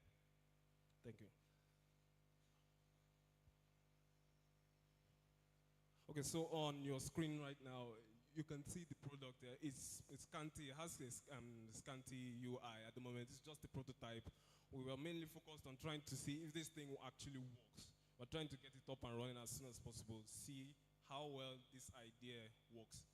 And yeah, right now what you just saw is that the student filled in an answer to a particular question. I believe that question was, what is penetration testing in the field of cybersecurity? The idea is that this product makes use of natural language processing, makes use of natural language processing techniques, and also some large language models. I don't know, you might have heard of that with the current AI hype. Yeah, there are large language models capable of understanding human text and natural languages, and so they're able to, you know, provide accurate and, you know, more reliable responses. So yeah, this is lecturer signing. This is the part for the lecturers where they get to check these results as evaluated by the software. And when they do that, they have the liberty to send it to the email address of that student. As soon as evaluation is done, they get the results that's on their end, and then they can send that result to the email of the student. You'll see that shortly. Okay, so right now, this is the lecturer's homepage. Person clicks on view results, and there is that particular cybersecurity exam with the score there. And so the person now clicks on sending the email. Sorry that I have to keep switching through the code and the UI. It's not so conversant, but all the same, the idea is that, as you can see, there's a message just right down there saying successful. So that means that the email has been successfully sent to to that student's result, to that student's email address. Yeah, and then, yeah, just right there. So yeah, that's the end of the demo. No.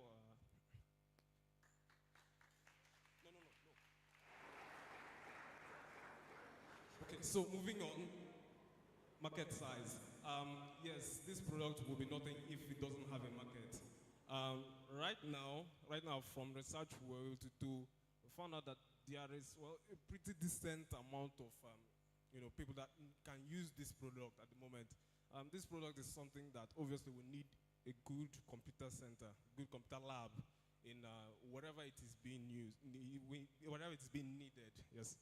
So currently, roughly 12% of schools, that's tertiary institutions, have enough laptops to be able to run exams using this software. Okay, so this is a bar chart showing market size for federal universities and then private as well as state. Now, how does this product make money? How does this product actually gain income?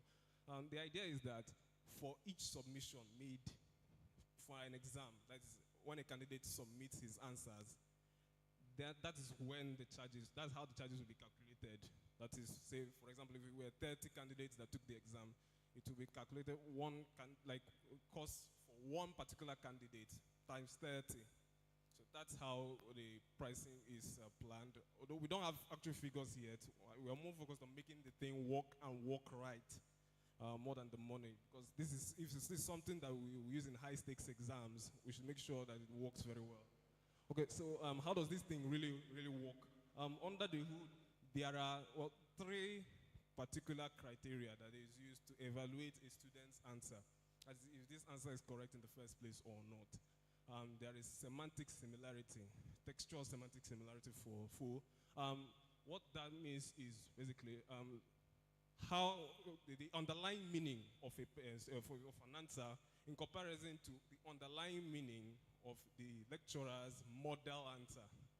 So the idea is that the closer these two things are, they might not necessarily use the same words when describing an answer, when defining something in an exam, but the idea is that we have large language models today that are capable of taking these underlying meanings, seeing how close they are, even not minding the fact that they don't use the exact same words or synonyms, something like that. So yeah, the next one is answer length, how long the answer is. This is more of focusing on answer completeness.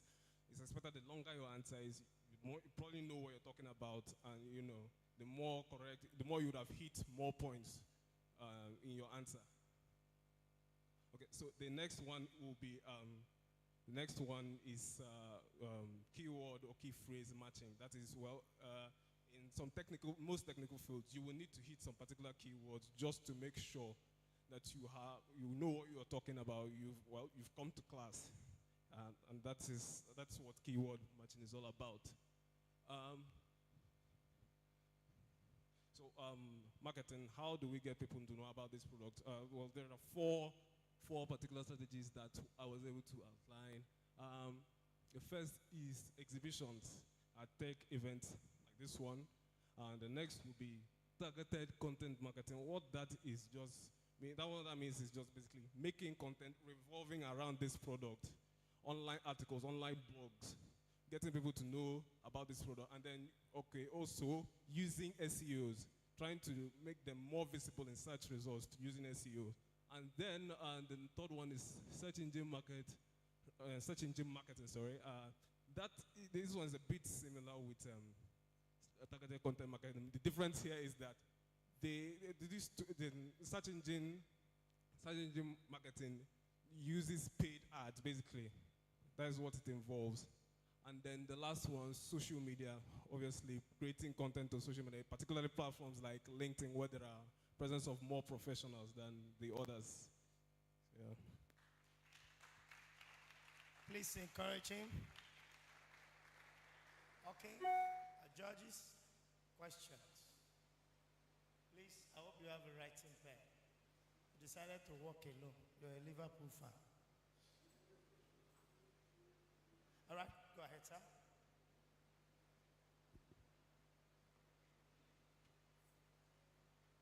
Thank you very much for coming up with this project.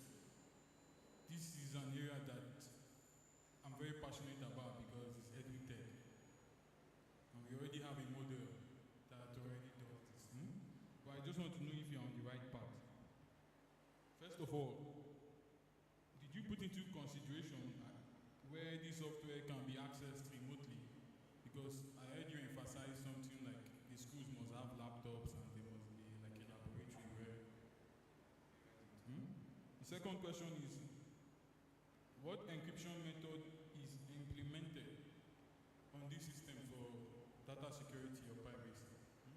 Because when you use this for examinations, especially when you're talking about job interviews, it is very, very important that as an end user, when I use it to write an examination, I should be sure that nobody is going behind me to pay somebody to increase the score or manipulate data in a way. You spoke again about using or your platform understanding natural language. I still want to understand what model you used here, and also, does it accept mathematical symbols? Thank you. Okay, thank you, Kosiso, for that excellent delivery. Interestingly, this particular topic you mentioned about is one of my passions. Just yesterday, I was trying to read around natural language processing and all that. So I have a few questions because of my experience in this. You know, when you were talking, I was thinking, is this MCQ? Is this orals? But I figured out that it was just a question of the patient, that's the student in question, writing out the questions, right? Because that will make sense. That's why you need NLPs, natural language processing. And now my question is this. You talked about using existing large language models. I think, are you referring to ChatGPT, Gemini? The reason I'm asking this is that you should always remember that we're here in Nigeria. We're not in US. I don't know what was used to train their models, but I want to believe that whatever subject we're teaching here is modeled or fashioned in such a way that it's of use to us. We're going to use local content, we're going to use local names indigenous to us. So if you're using LLM, that's large language models, trained on something that is unique to the developed world, then how do you marry the two? Are you going to train that model? Are you going to use machine learning? Are you going to use deep learning? I hope you understand what I'm trying to say, because this is just purely data science, which is something I'm part of. And then I want to also understand, for this to be successful, your prompt engineering has to be solid. It's not a question of sitting back and just typing something. That's why people who use ChatGPT, they first of all, they learn prompt engineering to be able to use it effectively. Did you incorporate that in this software? I'm curious to know. And may I just offer an idea? Because again, this is something I'm interested in. I once watched a video whereby, I don't know what it's called, this Scantron sheets, where you shade MCQs. You can just use a phone, snap it, and it calculates the scores. Can you incorporate it here? Because I see it's having more value than this idea you're currently proposing. Thank you very much.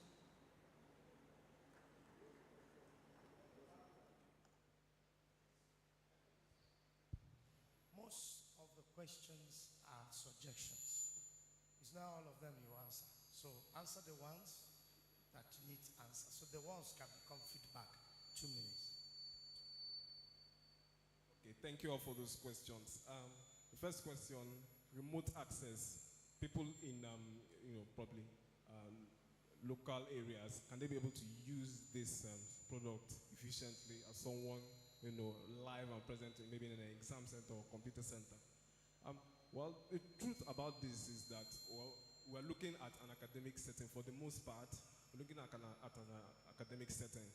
And usually when you come to write exams, there's a reason why you have to go to a particular venue. So that you have the eyes of the invigilators on you. You're not doing, you're not engaging in exam malpractice and all that. So remote access, well, it can be applied in terms of, maybe you're trying to hire candidates for your company. Online assessment, it's possible to do that. It's possible to incorporate that feature here.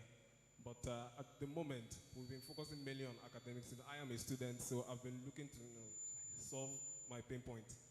Okay, so encryption and security. Well, I'm going to be honest here. We have been focusing mainly on getting this thing out there. It's not yet in production. It's still in development. So encryption and security, we've not really been big on that. We will look at that. because what you said is a very, very vital aspect. It's possible people could manipulate these things, very, very possible. But for the moment, it's in production, so we are focusing on making it more accurate. Then we move on to encryption and security. Then the language models being used. At the moment, the language model that is being used is an open source language model. It's called, it's a BET model. I don't know if anyone is versed in that area. Okay, fine. So this one language model is transformer based. That is built on a transformer architecture. Transformers are a neural network, a kind of the most current neural network, state of the art, the best at the moment. So it's a pretty good model. It's giving good results. The math symbols, no, it does not at the moment accept math symbols for now. I see this for the meantime being used in courses where you just have to answer questions with English. Yeah. Okay. So moving on to your question, Ma. Existing language models. Okay, localized content. Yes. How are we making these models localized with their responses and all that? Well, that will be done with fine-tuning.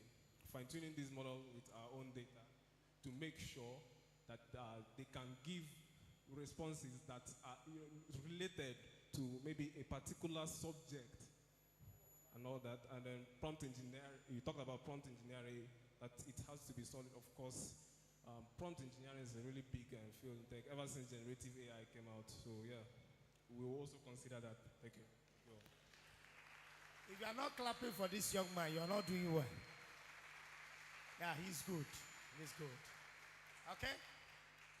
Oche? All right. Thank God Engineer Tochku did not ask question. Thank God that call came in. You survived. It's like you did morning devotion. Okay, quickly, we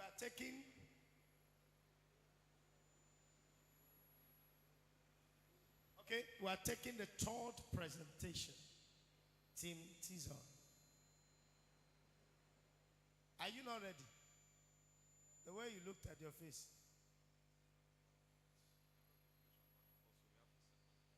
Oh, yes. Oh. Is she ready now? Okay. Tizan after her. So set up now. The time start now. Very respectably, good afternoon, esteemed judges. Good afternoon, everyone. My name is Chimnetrem Sylvia Ademike, and I am representing Team EcoBin. The thematics for our project on this speech is centered on environmental sustainability. Imagine a world where waste collection is a seamless process in your daily life. I remember some time ago, about a year ago, whenever we want to dispose our waste at home, we always have to wait outside for all these waste collectors or all these persons that collect waste to pass by before we can dispose that waste.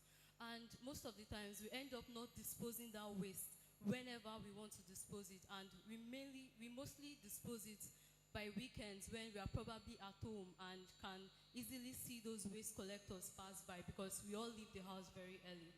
Welcome to EcoBin, where we are on a mission to transform waste management practices in most especially rural communities. Our mission is very simple: to make waste disposal a seamless process in your daily life. Waste generators in rural communities face this significant challenge: the lack of efficient means to properly dispose their waste.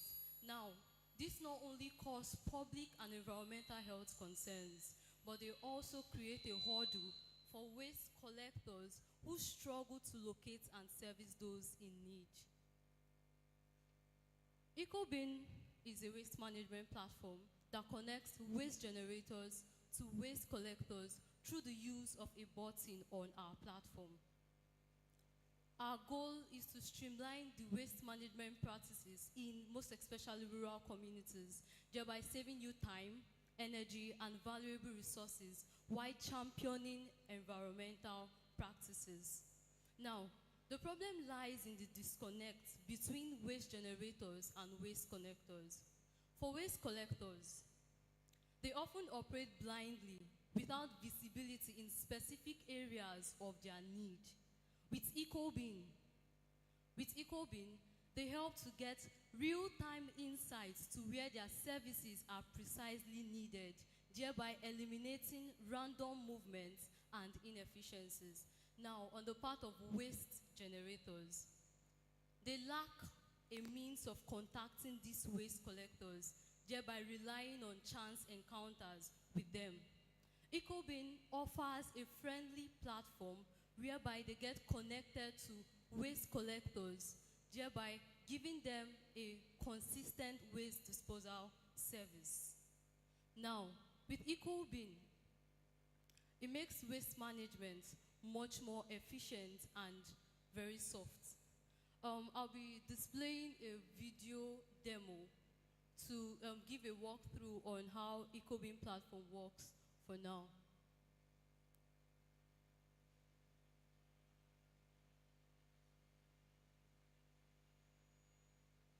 So basically, when you sign up on the website, ecobean.pages.dev, you create an account, and then you are assigned to a station that is very close to you.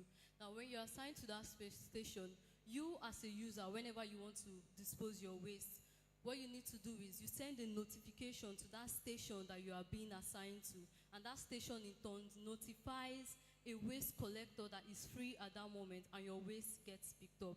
Now, how does this solve that initial problem I talked about? Now, if EcoBean is there, we don't have to wait outside, or we don't have to weekends. This has actually helped solve our problem. We can stay from the comfort of our house, click the button, and then have those waste collectors come to our doorstep and pick up that waste. Now, how do we make our money? We make our money through a subscription-based model where the users pay a monthly subscription fee, which goes to the waste collectors, and a certain percentage goes to us. In the future, we are looking at implementing pay for waste with waste, where we'll generate more revenue with recycling and upcycling, thereby promoting more sustainable practices. Join us in revolutionizing waste resources with EcoBean, where convenience meets sustainability. Thank you.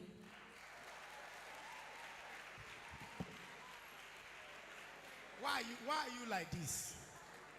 Why are you people like this? It's not women, everybody is clapping. Thank you. The name again? Okay. Another round of applause. That presentation was superb. In fact, let me tell you what my Oga told me. Are you ready with your questions? If you cannot convince an investor in 5 minutes, you spoke English.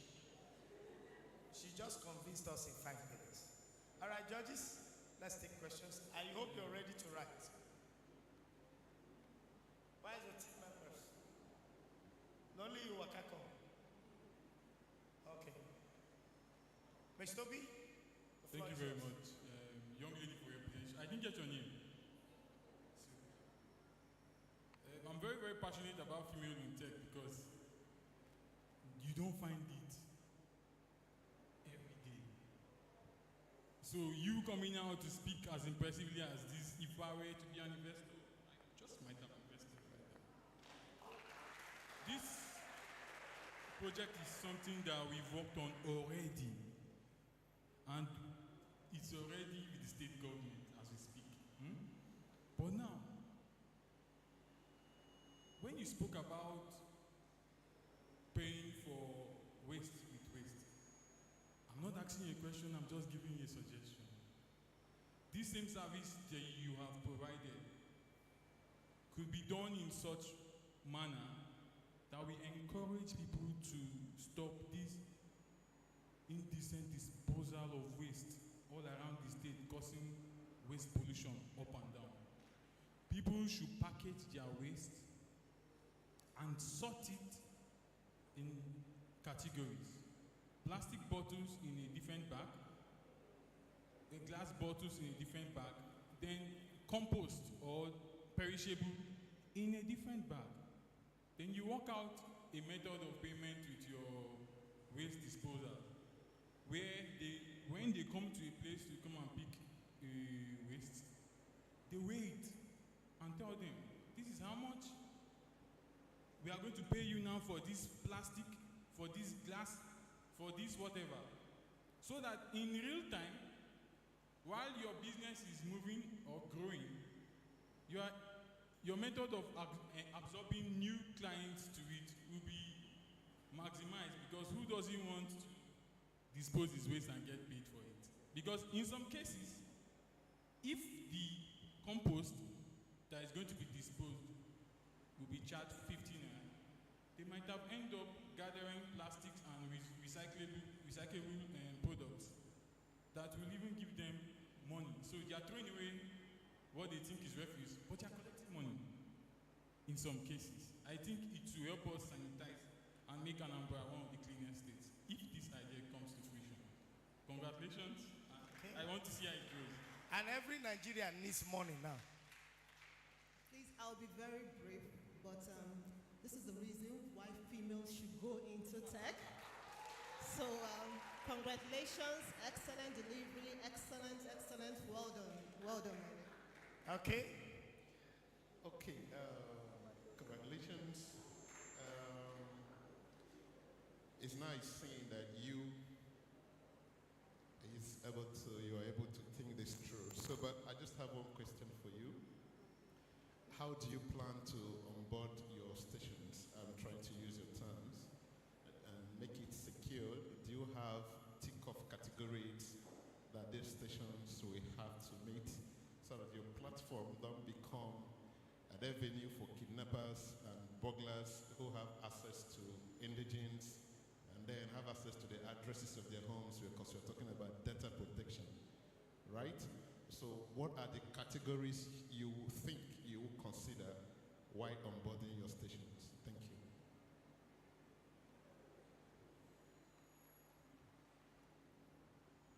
Okay, I must commend your presentation, the clarity in the presentation. But I also want to ask, after a while, your site will encounter heavy traffic. So in the complexity of this traffic, how do you intend to manage the waste bins? Because depending on the areas, you will discover that after a while, whatever waste bin or container that is there will be filled up. How do you link your system? Does it have a remote pattern whereby your system detects that the waste bin in this particular place is already filled up? Because I know presently now in Anambra, especially in Oka here, you have people that manually move from point to point to confirm that the dust bins there, the waste bins there are filled up, and they call on the vehicles that come to lift them. Are you getting what I'm saying? So now I believe that we are going remotely. Are you getting what I'm saying? Because the end point of these, one, to generate revenue, and also to reduce the level of littering in the environment. Are you getting what I'm saying? So if you direct 1,000 persons to one location and they throw their dustbins in there, and there's no way you have connectivity with the network to affirm that this is filled up, you see, we return back to square one. Are you getting what I'm saying? So what is the connectivity and what's the platform? What do you intend to use to link up these waste bins to the platform so that once it's filled up, the system can redirect to the next one that is closest? Thank you.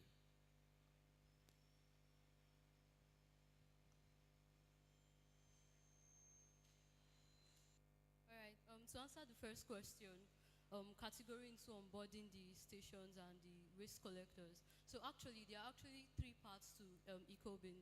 There is the part of the user, there is the part of the station, and then there's an admin that is managing everything. So the admin is actually the one that is registering the waste collectors. So before you can be registered, you have to be verified, and there are certain processes to that. So it's not just anybody that is coming to pick up your waste, because when you make a request for your waste to be picked up, a notification is going to be sent to the station that you are being assigned to, and it's that station that would assign a waste collector. Then to answer, and there are security measures that are going to be put into it code-wise. Then to answer the second question, so basically when the waste collectors pick up these waste are actually going to be dumped on sites that are licensed by the government. One of my team members, Isaac, though undeniably absent, he has worked with a waste management company before, so he has a very good idea on how this works. So there are actually sites that are licensed by the government where these waste can be dumped.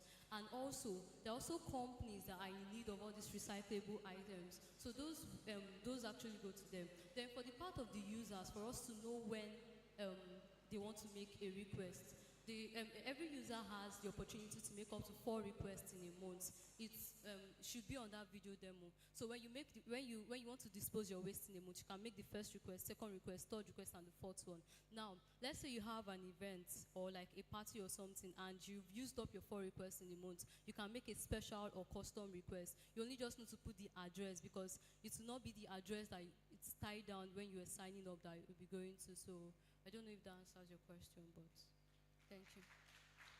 Please, a big hand of applause for this EcoBin team. That was a nice presentation, and that was a nice answer. Okay, we are getting somewhere. Aren't you happy? Support the lady now. Okay, Dr. Reed, you smiled very well. There was no faking the smile. This one was pure excitement. Okay, ladies, don't just clap. You better go and buy a laptop. So you start, all right? Okay, we quickly want to welcome the Team 4. That is Team Tizon at the present. 10 minutes.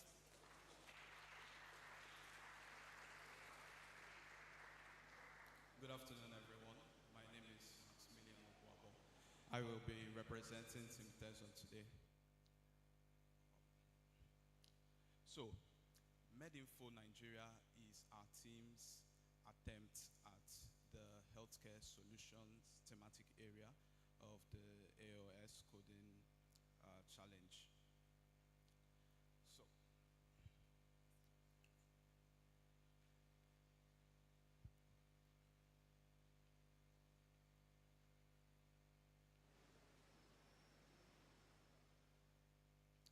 all right, so today, Nigeria today faces the problem of disseminating proper health information to the public.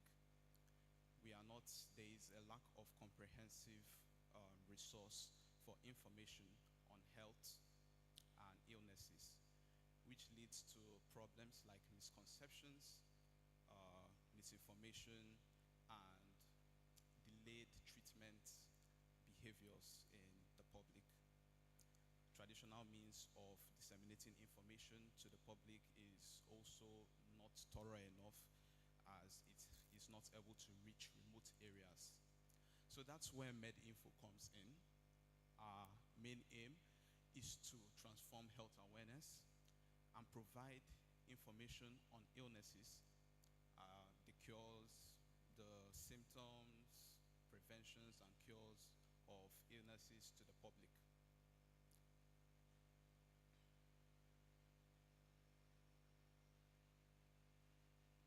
So, the features of our platform include the daily tips. So, on our platform, we have daily tips where users that log into or that come on the platform have access to tips on health. This helps to keep them proactive and informed. There is also a comprehensive library. So on our platform, we have a free library where anyone who goes to the platform could look at could look for any disease and get information on the disease, its source, the symptoms, its preventions, and so forth. So this helps in providing information to the public. Then we also have an interactive message board. So this interactive message board is a platform for people, for users to share their experiences or whatever they may have gone through in illnesses, diseases that they have, questions that they have. But what is unique about this particular platform is that normal users cannot respond to the questions asked.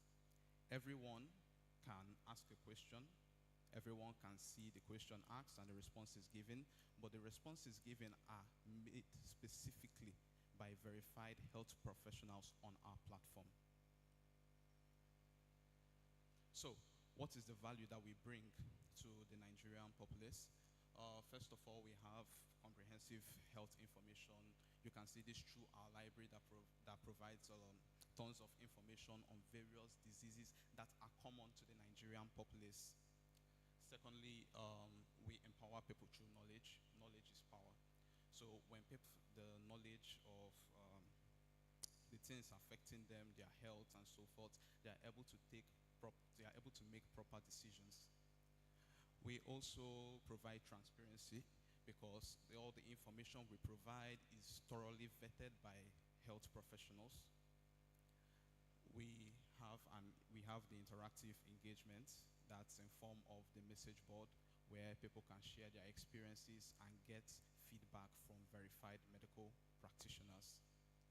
Lastly, it's the accessibility.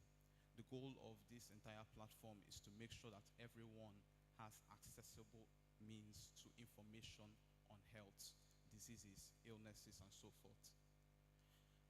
We plan to generate revenue for our platform by 3 main means. The first being advertisement, the second being consultancy services, where a user can hire a medical professional for consultancy directly from our site, and we get a commission from that. And then there is subscription service where the verified medical practitioners that sign up on our site subscribe to get visibility, encourage visibility on our platform. So we can look at a quick preview of our site.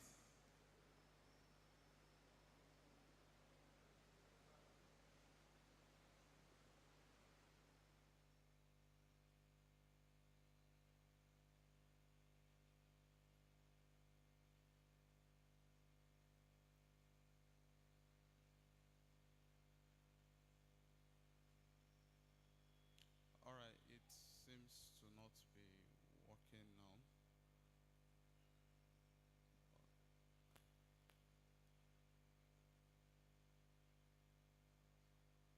All right, so those are the 3 main attractions of our site. Our daily tips to provide users with tips on their health and keep them informed. Our interactive message board where users can share their stories, ask questions, and get proper replies from verified medical professionals. And our interactive library where users can find information on diseases. So, all right. So this is what our platform looks like. When anyone goes on there, they could easily find tips on any or tips that randomly generated tips to keep them informed. Then there's also the library, the open source library, where you can search for a disease or click a disease and see information about that disease, its symptoms and precautions. Then, as you can see, our website has 2 types of users, the regular users and the doctors. So if a doctor wants to sign in, he signs up with a copy of his medical license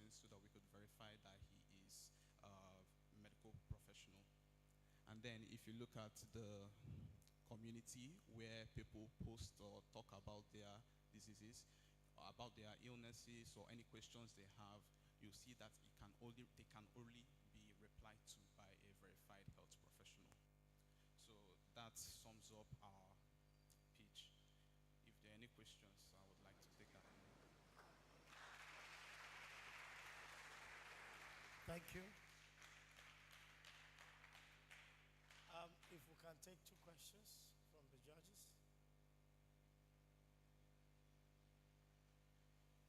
Hello. Okay. I didn't catch your name, please. What's your name? Maximilian Obuabo. Okay. So are you a medical student? Oh no, I'm an engineering student. I'm actually really impressed with your delivery because it's very obvious that you're talking about healthcare industry. And already I can see the utility of your products with my patients, among my patients, because I see children with sickle cell, cancers, diabetes, very chronic diseases. They're not going anywhere till the child, dies. So I have so many misconceptions from the caregivers. They tell me all manner of things from their neighbors, from the churches, and this app can help mitigate some of those, disinformation. So it's very elegant, very simple. I can see the UI interface, very easy for the users, the caregivers to understand. So well done, well done. Now my next question is this. How do you prevent trolls from hijacking your site? I say this because I'm a Nairalander. I use Nairaland practically every day, and we do have trolls.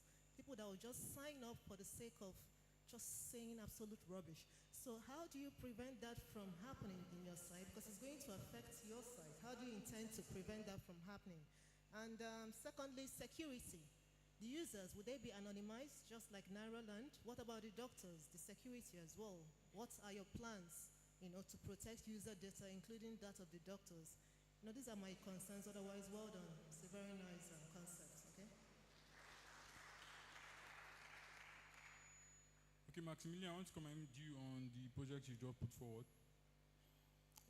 Since my co-judge didn't ask from the medical angle I expected her to ask, she asked more from the technical angle. Let me ask the medical questions, because I'm speaking as a novice now.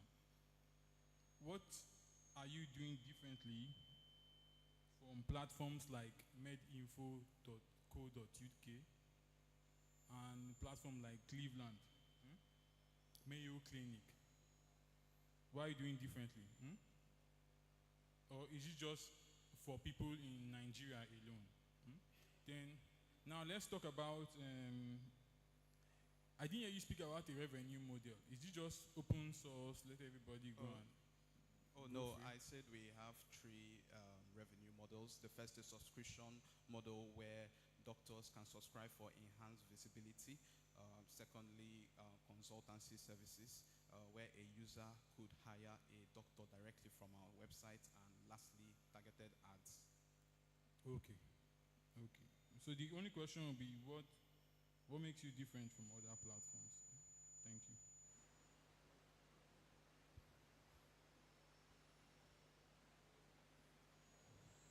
Your work is commended, and I'm coming from the view or from the perspective of expert systems.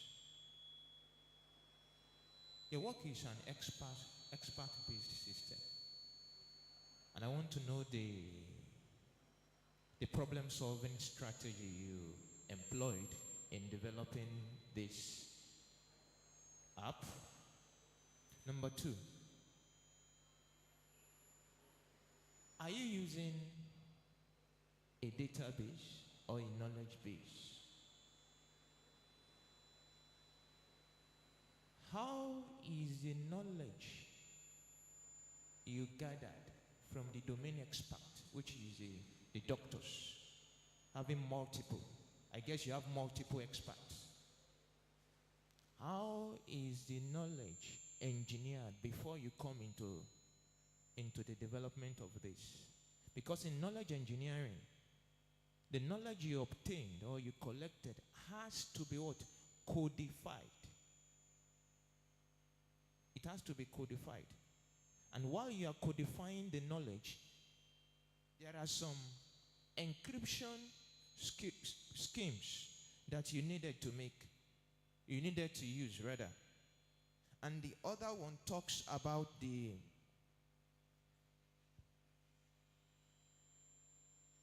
vulnerability of your system. Today, anybody can log in. As she said, on Nairaland, there are many trolls. They say so many things in order to have some effect on your... What platform are you using, and what data security model? Because this is very crucial, health, and it has to do with human data, human lives. So it is very crucial to keep. And while you are doing this, is there any iota of blockchain because of the security? Thank you. Okay, I want to commend your work, but I also want to let you know that there are a lot of complexities in that work. You know, my colleague has talked about the database, the type of database you will be using, because I will want to know what are the parameters that you considered in generating your data, because anybody can generate any number and log in as a medical doctor. So how are you, because definitely it shows that your site is going to be real time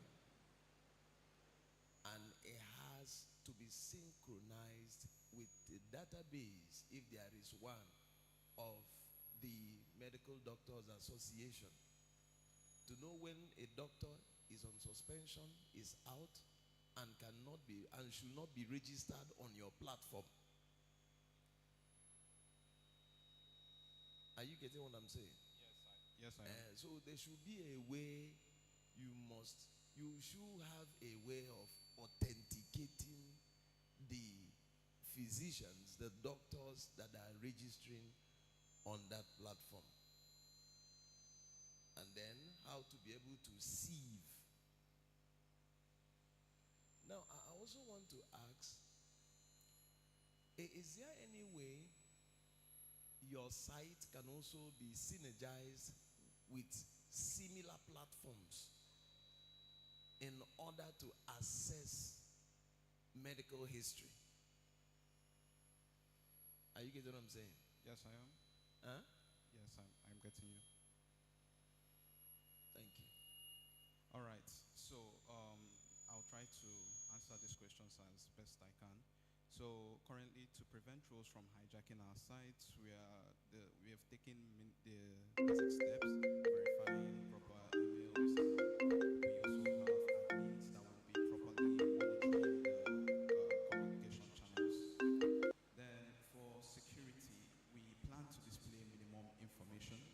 We do not plan to display information that would be harmful, like a user's address and phone number. Yes, those are not displayed for public view. So what's special about our site is that it displays most common illnesses, the illnesses that are common to Nigerians. Like, if you would know, there are some countries now that have even eliminated malaria. So using that as an example, malaria would be an illness that is common to our country, and so we prioritize those illnesses. Then another thing that is unique about our site is the access to doctors from our country, those that reside in our country, to allow our users to be able to relate with them. Then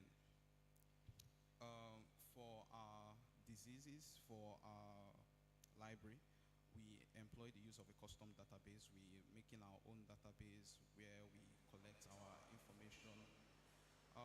We actually get our information from two main sources. We get from the CDC, the Center for Disease Control and Prevention, and from this information verified by our medical specialist on our team. We currently have one medical specialist on our team, but we plan to engage more because we are handling a lot of data and we need a lot of hands on deck to verify the information that we use on our site. Then, for security, right now we just implement the basic hashing algorithms to make sure that our information is secure. But obviously, as time goes on and as we expand, we'll employ better security methods. And no, we do not have, we are not using anything related to the blockchain right now. Then, to make sure that proper doctors are registered on our site, okay, so we are actually currently working with the MDCN, that's the Medical and Dental Council of Nigeria. We're trying to get their attention so that we can get data on verified doctors, so that we can build our own custom database for verifying the doctors. But while that is going on, for now, the basic verification we use is the uploading of a doctor's medical license, but with restricted access to our site because.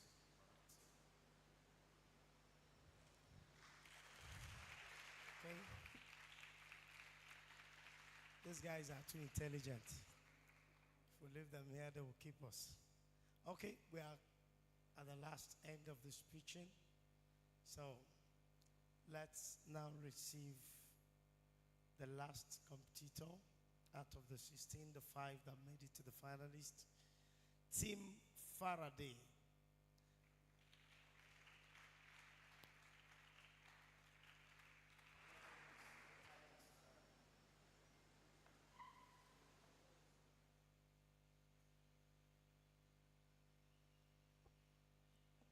Hello again. Good afternoon, everyone. We're looking very tired. My name is Umori Kingsley Obina, and I finished here in Unizik as an electronics and computer engineer. And before I proceed to tell you about the product we're building, I want to pay my respect to the panel of judges, to our VP who was here earlier, and to the organizers of this event. The project we have at hand, we call it Faraday Africa. Africa is attached to the name because of our goal to influence Africa, but we are starting somewhere. This project was birthed with a single question. We asked ourselves, how do we leave this school better than we met it, better than we experienced it? And so that is why we built this. So I'm going to start with the problem statement. The problem with Nigerian university at the moment, a problem we have recognized, is that it's in isolation. Unizik is on its own. OAU is on its own. Unilag is on its own. What we're trying to do here, what problem we're trying to solve here, is this lack of use. This hinders knowledge exchange, innovation, and entrepreneurial ventures. You see? And our solution to this problem, please, the next slide. Our solution to this problem is to create a collaborative and a social space for every university student, regardless of the university. You get to meet new persons within your campus and outside your campus around the country. Next slide, please. So, in a nutshell, what we're trying to do is we're building a central hub for tertiary institution students for Nigeria. And this opens a lot of doors for us. If we are able to connect more specific projects to our economy in the country, and ultimately we can influence the continent to do the same thing, to follow suit, and to connect students across Africa so that we can actually move forward together with innovations. So let's talk about the market opportunity for a platform like this. We're talking about building a social space, a collaborative space for students. So what's the market for this? Based on our evaluation, we see over 2 million students in Nigerian universities who are tech inclined, who owns a smartphone, who could be able to hop on into platforms like this and utilize it. Next slide, please. So what are the products, what are the functions or the features that we offer in this platform? I want to go over them very quickly because I want to have some extra time to demo what I'm talking about. Cross-institutional profiles, like I just said, we have people from different institutions have a central space where they can converse, where they can find new persons for collaborations, for building projects, for writing reports and all that stuff. We talk about project and team creation, I just explained. We talk about resource sharing. So these are what comes up. These are the consequences to connecting people from different institutions. We talk about events and workshops. We are centered on the people, on the students. We're centered on building communities around them. And so we also organize events and workshops, for students to better improve their experience in school. We've had this project running for the past 2 years, and within these 2 years, we've had about 2 dozens of events. Some sponsored by GitHub, some sponsored by Microsoft. And right now, we are running on Microsoft for startup. We're running on their grant to make sure we're able to keep up the utilities we need to keep this project running. Another thing we have here on our offer is mentorship. If you have a platform where different students can come on board from different universities in the country, eventually you have alumni in this platform. This offers a quick access to mentorship, especially for freshers coming into the institution. Move on to the next slide. All right, so let's talk about cash flow. So what's our plan really for revenue on a platform like this? The plan is simple.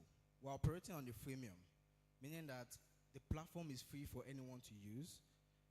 It's very accessible for anyone to come in, but in the future, we plan on having some extra features that might be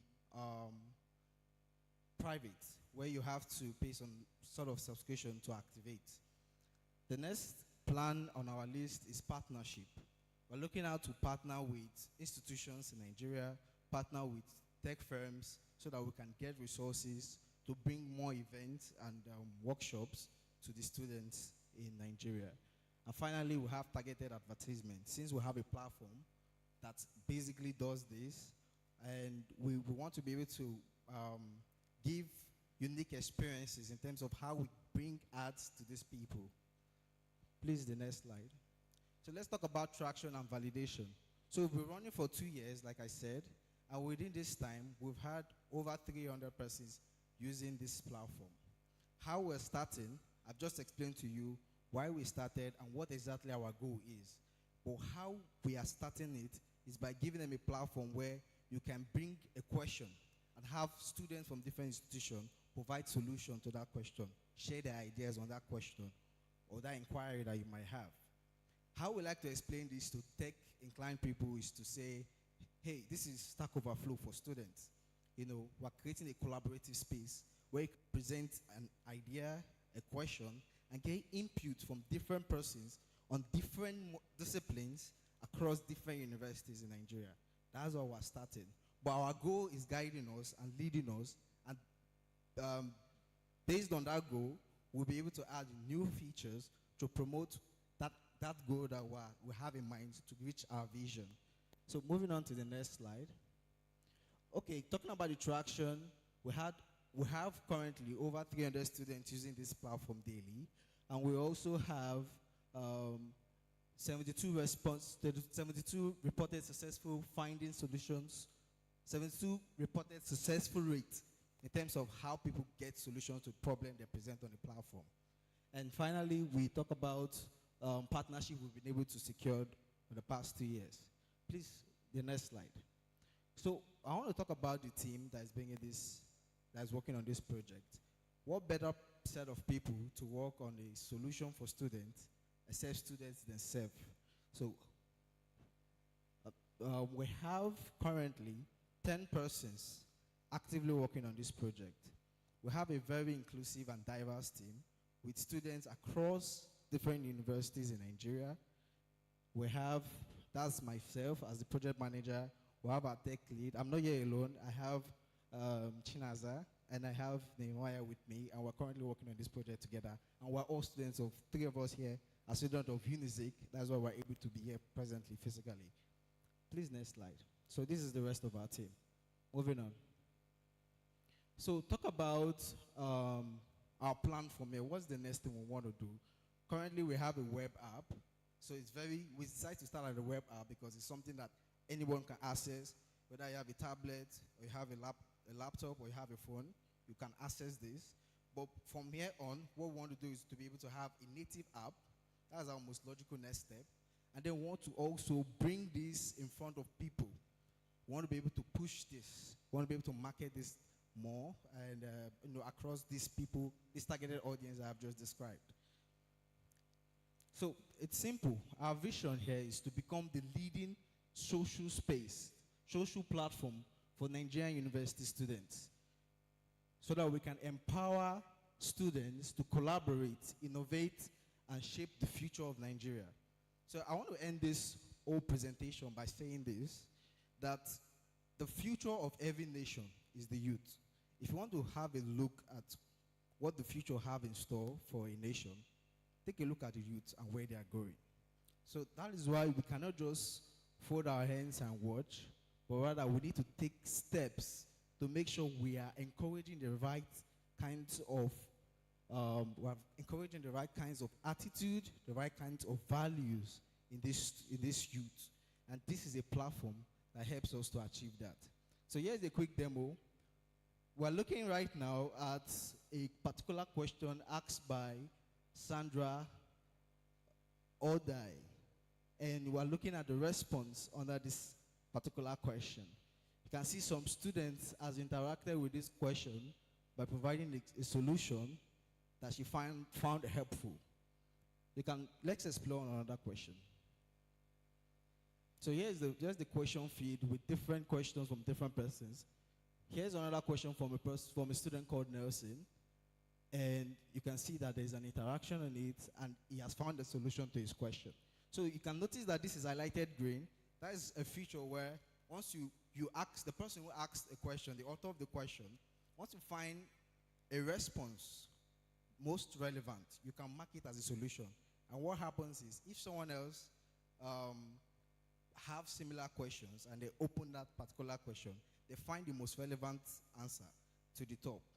That speeds the rate at which you find solution. Also, you can also find more questions that illustrate what I'm talking about here. So I don't want to go into details, but I would really love you guys to check it out yourself. You can create an account by visiting app.faraday.africa. Thank you. Okay, congratulations. Any question?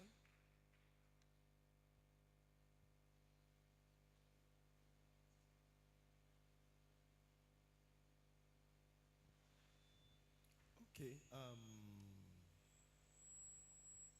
Faraday, you're welcome. I want to commend your presentation. Just like I always say, and I've said all this while that they've been doing presentation, that there's need for structure so that you can make the work a little bit more technical.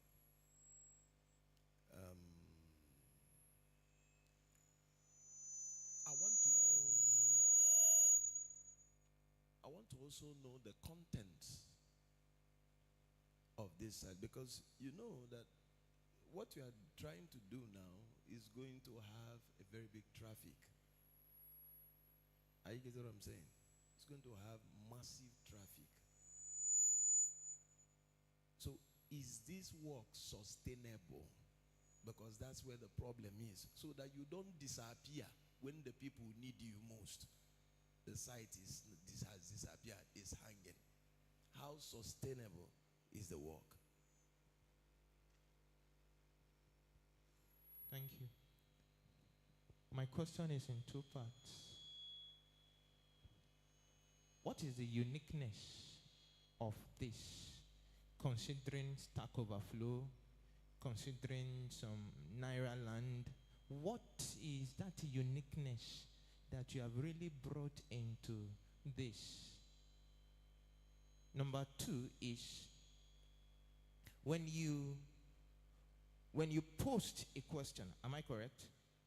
There are answers, feedbacks collected from those questions. And you said this platform is also meant to help students in Nigerian universities to collaborate. What mechanism have you put into this to make them collaborate even in projects, visible projects? Projects like, let me put it, this kind of project, there is a national project on cybersecurity that is going on. And some young lecturers from some of the Nigerian universities are collaborating on this. They are meeting on this. They come physically online and so on with the platform that they have.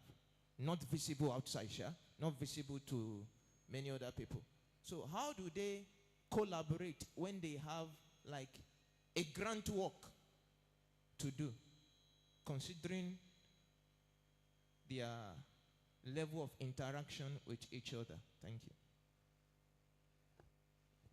Faraday Africa, thank you for your presentation and nice team.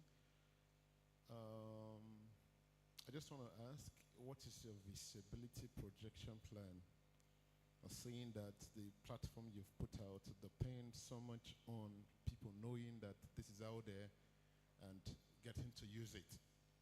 Sometimes if you don't say, here I am, nobody can say, there you are.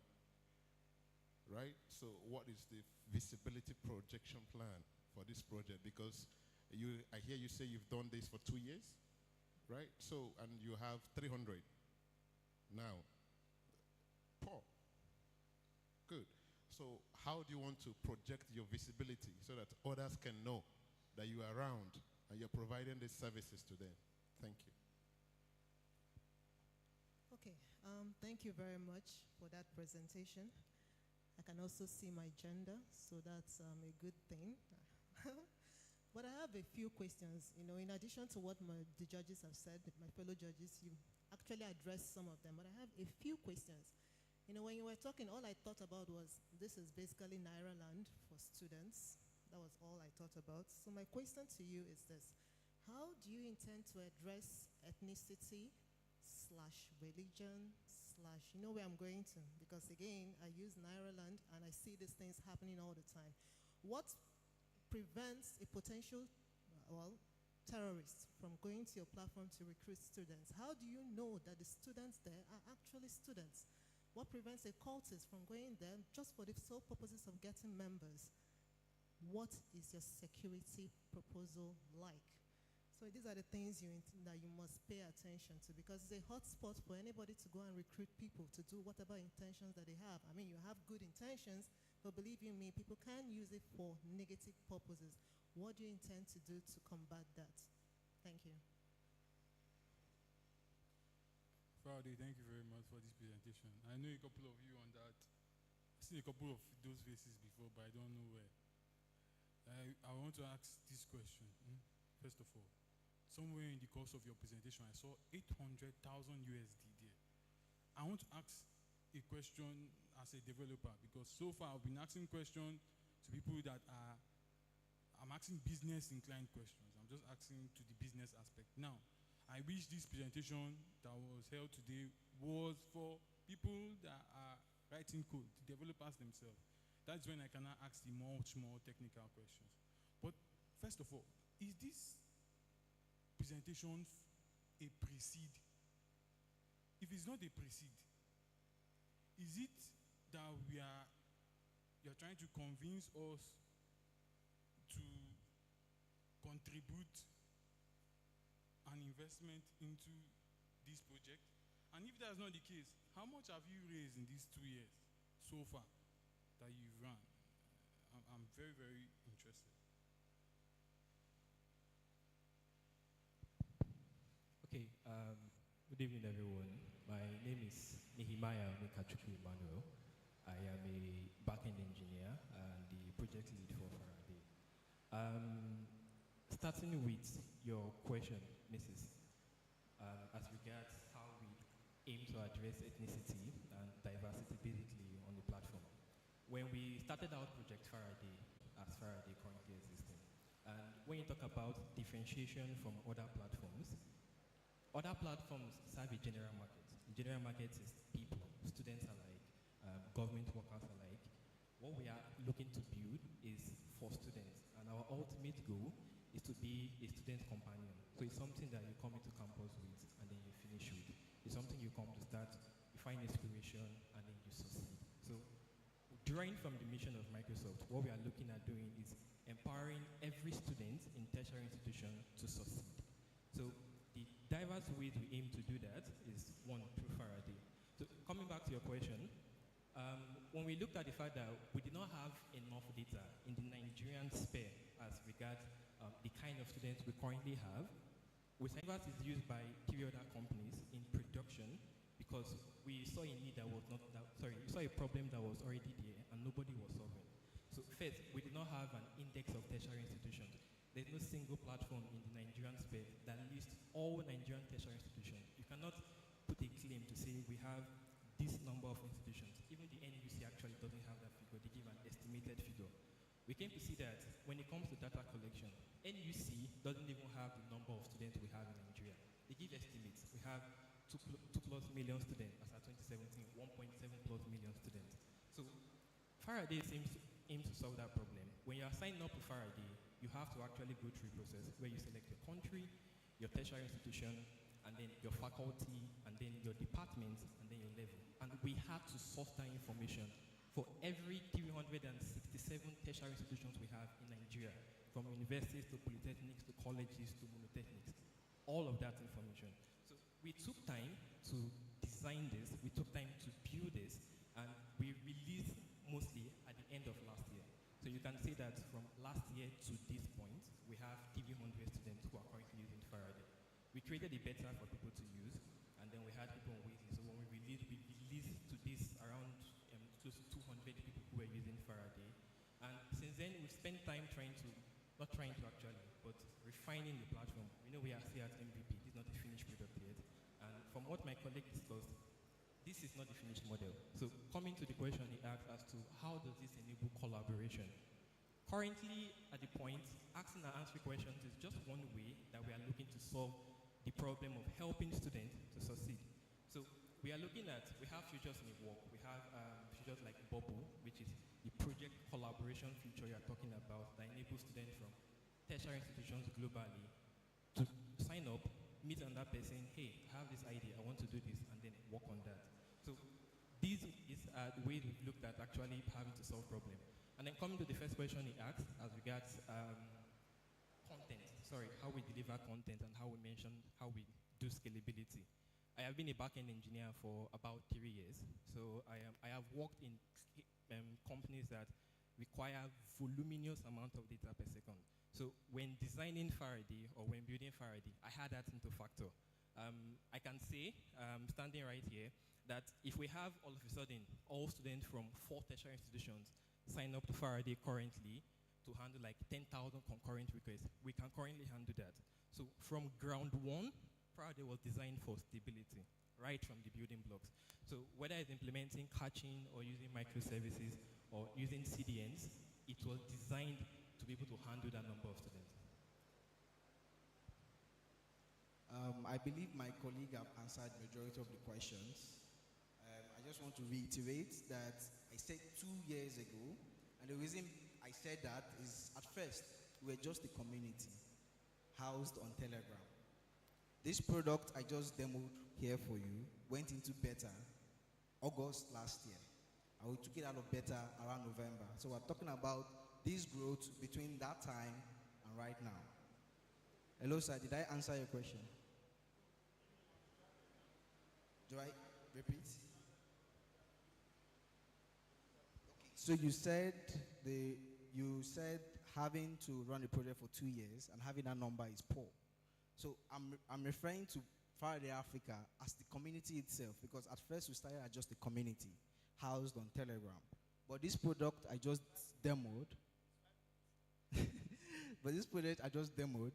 went into beta August last year. We took it out of beta November to release to the open public. And between that time to now, this is the traction we've gotten. And we are working with Slim Pocket. We're looking at a team built by students. We believe if we have the resources we need, this will definitely get good traction. Thank you.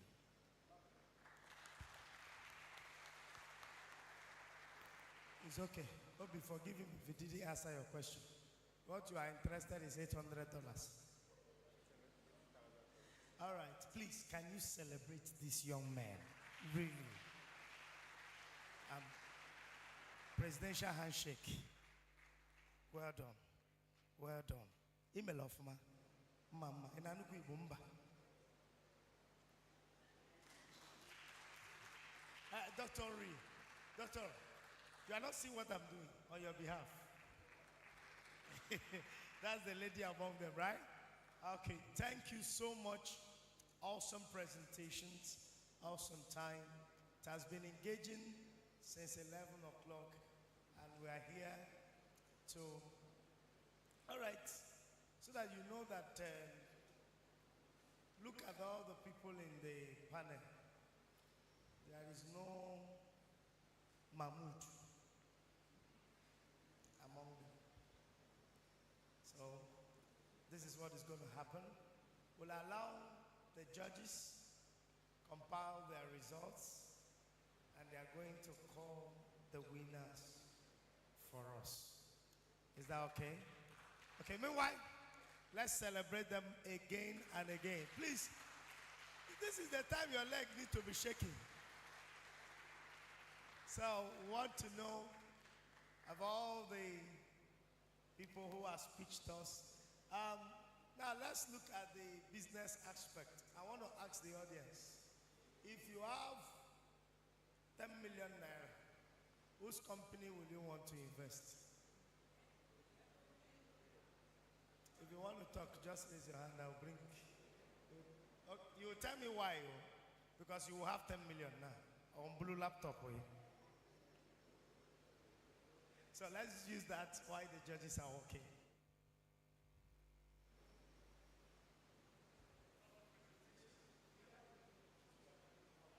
Okay, I would like to invest mine in Peter's project. The first person sitting there. Yes, because his own has to do with a software that people can come and learn from. While we have YouTube and Udemy and other stuff, his own is a project that I would like to invest in.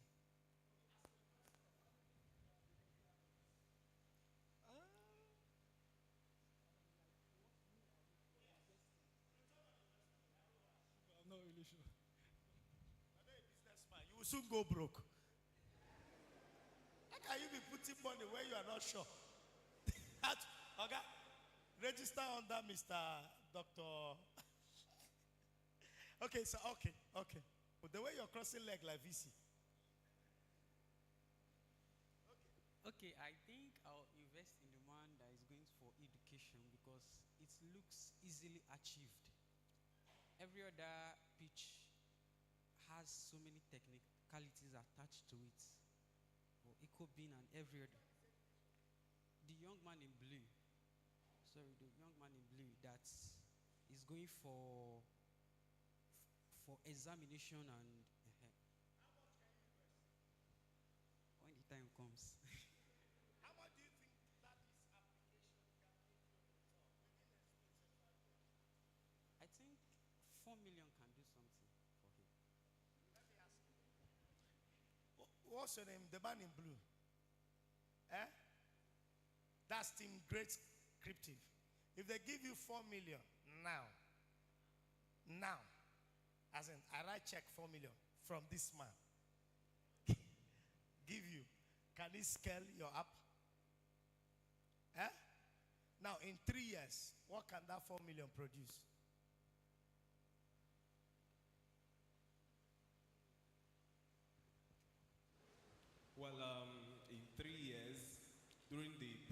getting to the the third year.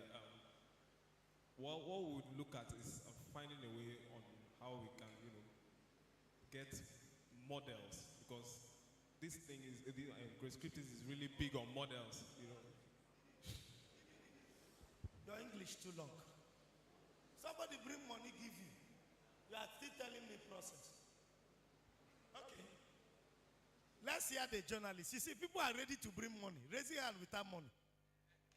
Thank you very much. Can I choose two? Okay, let me choose one, but I have an addendum, Sha. So I want to go with Faraday. The reason is because it's already a working platform. There's a market for it already, which is, the student community.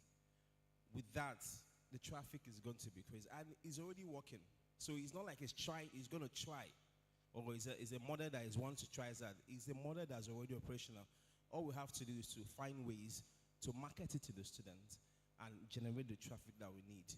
Then the second one I would have wanted to would have been the bin, waste collection bin thing. But, we talked about the security issue there, where people get to know your address. But I think she kind of addressed it. But I'm not so comfortable with that. But all the same, it's a good idea. Thank you very much. Wait, if you invest in Faraday, how much do you think you can invest in that app? And how much do you think you can make back within 3 years? If you invest, let's say 5 million or thereabouts, in 3 years, I'm sure we could make like 10. Yes, with good traffic, we can. With good traffic. Do you know why I'm asking these questions? I am telling you the people to go and meet and collect money. All right? Faraday, he said something, and then when you were saying, you say you have collected money from Microsoft.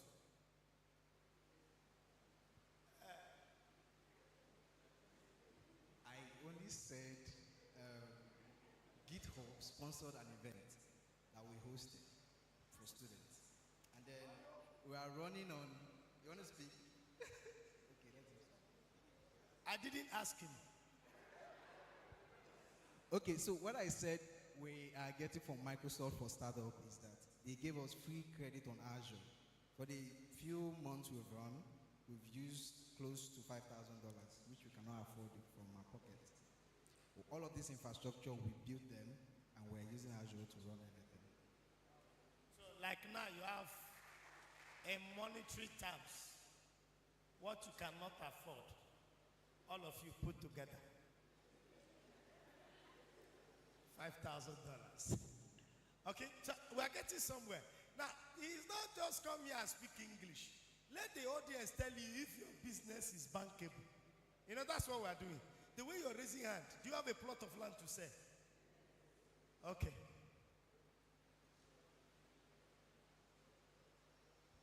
Okay. I want to, if I had the money, I will invest in peer. Reason is youth empowerment. And if you remember what Faraday said, he said that the future of any country is in the youth. And that is what peer is targeting. And this is not just me saying it. His platform, his app, his site is not just local, it is international. So, financially speaking, if you were to invest in peer, you will get up to 10 times your investment, considering the fact that it is not just in Nigeria, it goes outside the country, and its importance in enlightening the youth. So yes, I will put my money on Peter. Sir, if I had 15 million guy, I'll put his guy.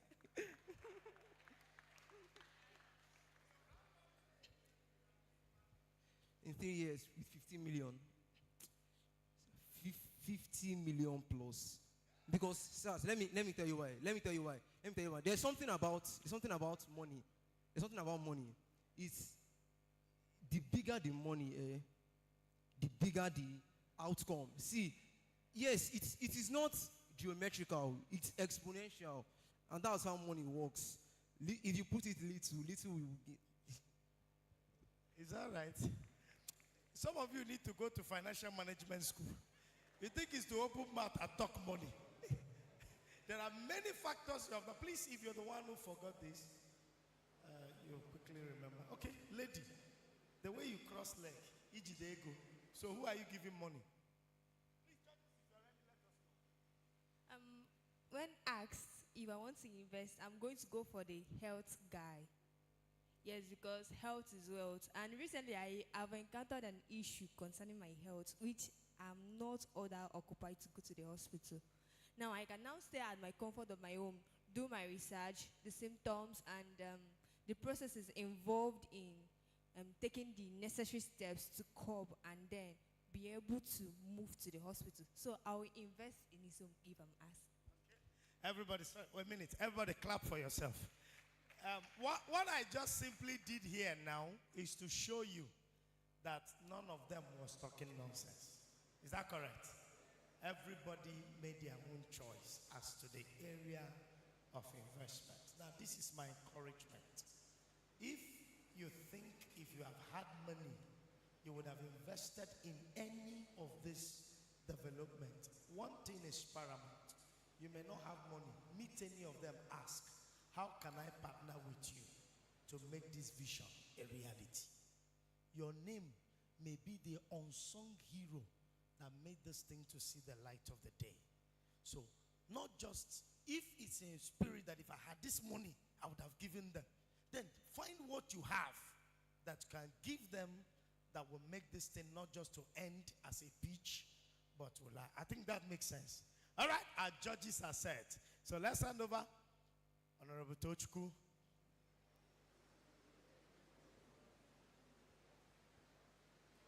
Good evening, gentlemen and ladies. Thank you, my co-judges. Thank you to the organizers. It's such a very difficult job I'm being asked to do, but then I have to. To the contestants, nice job.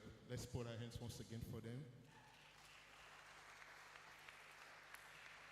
Yeah, trust me, it's not easy to have an idea and bet it. It's not easy.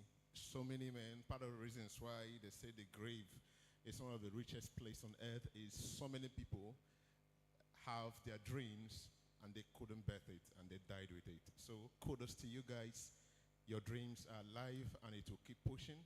Despite the decision of the judges today, it doesn't stop you. Is that okay? Is that okay? All right. I would like to make open the criteria for the judgment so that everyone will also know the criteria we have. Evaluate how easily the solution and its documentation can be understood. The second criteria is impact and relevance. Under it, you have consider the solution's relevance to the thematic area and its potential impact. Assess alignment with thematic goals and opportunities and objectives. Number 3, we have creativity. Under creativity, we have to evaluate the level of innovation and originality in the solution. Recognize unique features and problem-solving approaches. The fourth criteria we have assess inclusivity and usability for users with diverse abilities. Consider adherence to accessibility standards and guidelines. The next criteria we have presentation quality. Evaluate the professionalism and engagement of the presentation. Consider design, layout, and formatting effectiveness. The next criteria we have business sense, which has to do with assesses understanding of market needs and potential for commercialization. Under it, we have consider scalability, sustainability, and feasibility. The last criteria, we have security, to evaluate the effectiveness of security measures, identify and address potential vulnerabilities in the solution. You understand the criteria, right?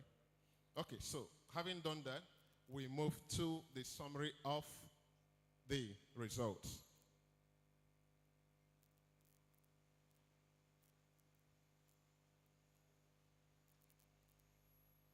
Okay, let me start from the order of the presentation. Pair, you have all of these codes to the average of 35, right? Pairs, you have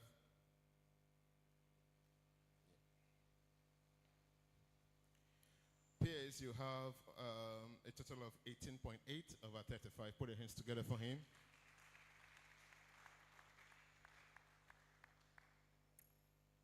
Grade scriptive, right? I got it right. You have a total of 23.2 over 35. Faraday Africa, for some reason I like the name. You have a total of 23.6. T-Zone, you have a total of 24.4. EcoBeam, you have a total of 28.6. So with that, EcoBeam is the winner. T-Zone is the first runner-up. And Faraday Africa is the second runner-up. Thank you very much. I know Doc is very happy. Okay. Wow. This is lovely. This is awesome. This is amazing. Oh, is she blushing? Congratulations. Congratulations. Congratulations. Congratulations and congratulations. Okay. I want to call on the Director, Software Services, and the Chairman of Art Absolute Software, Dr. Engineer Zubi Anedu, as he comes to make the presentation of the award.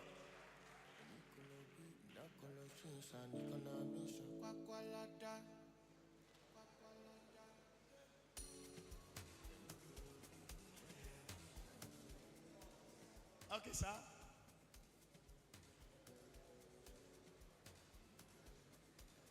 And to all our judges, Mr. Bidna, thank you.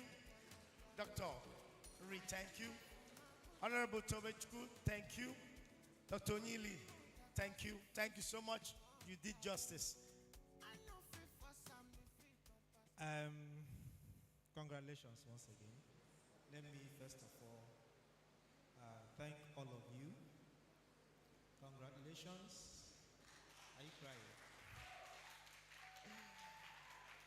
Can we give a round of applause to our judges? Please, you can do better than that. Thank you very much. We are honored to have you with us. Thank you for such a wonderful job. I took part in the preliminary screening, and it was such a tough job, even with that large. So I can imagine how difficult it is to assess the top 5, right? So thank you again, once again. I want to thank all of us. Now, like the MC had been saying, although there is a winner, because in every competition there is going to be a winner, but there are no losers. That's the beautiful thing. Because what you have done here is that you have shown the world what you can do, and this is a springboard to a better life, right? You have a platform to showcase your magic, if I may use that word. And for us, what this event is about is identifying those hidden talents and helping them to become brighter. You know, when you mine gold, they come in ores, and it goes through some processes, and they become shining gems. So one thing we have undertaken and we are promising is that MICTU and UNIZIC make sure that you will see the light, right? Because we will shout you on our platforms. I know we have the platforms to do that, and we will cause you to be exposed. And I believe I'm speaking for our R&D department that we're going to take up mentorship with you, also with some of our sponsors and partners. They will mentor you, they will put you on their platforms, and they will help you to grow. Okay? So, that is the first thing. That is what you have gained, first of all, by coming on this stage. Right? So, can we give them another round of applause?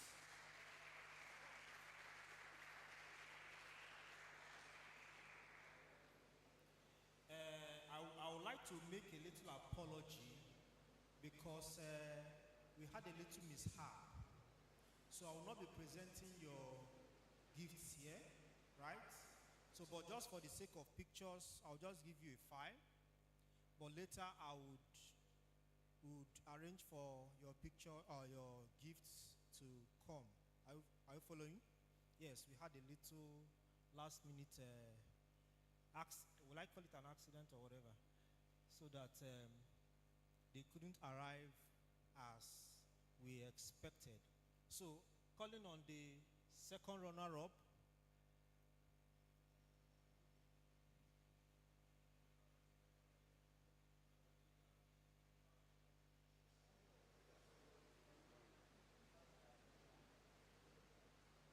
Ekene? Biko.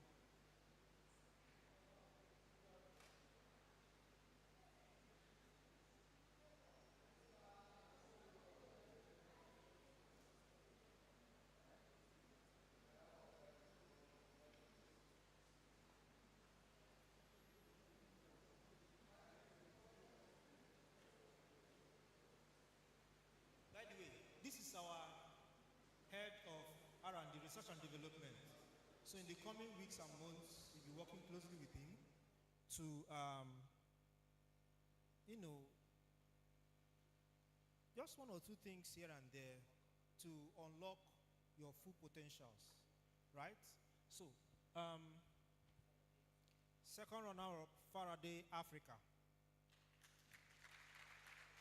How are we going to do that?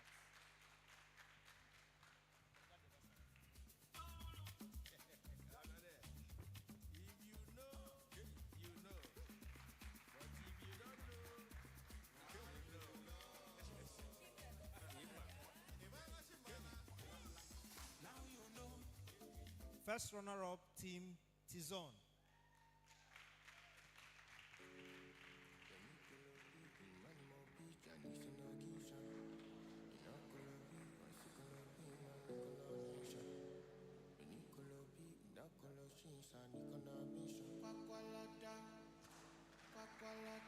And the winner of today's competition,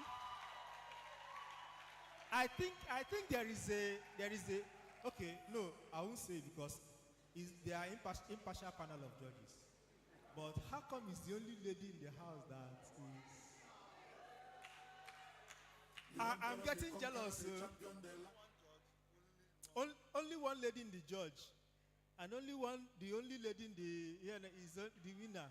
Don't you think that there's something? Team Ecobi.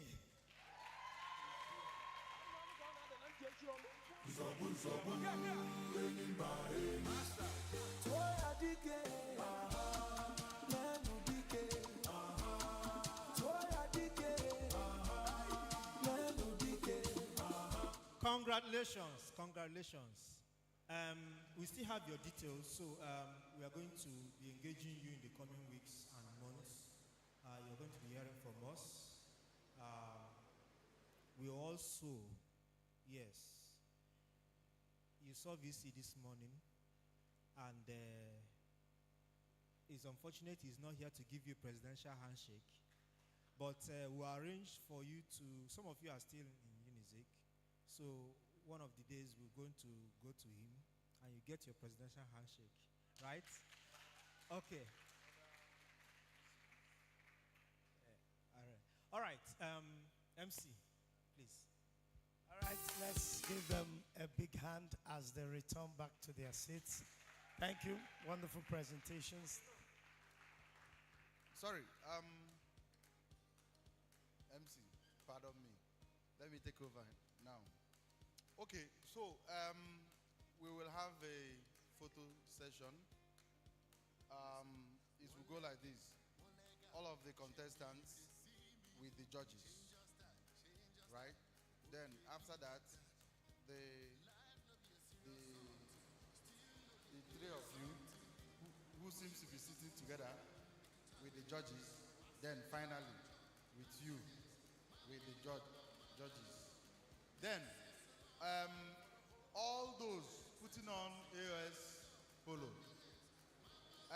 we want to sincerely apologize. We had issues with some technicalities, and so we couldn't share polo to everyone.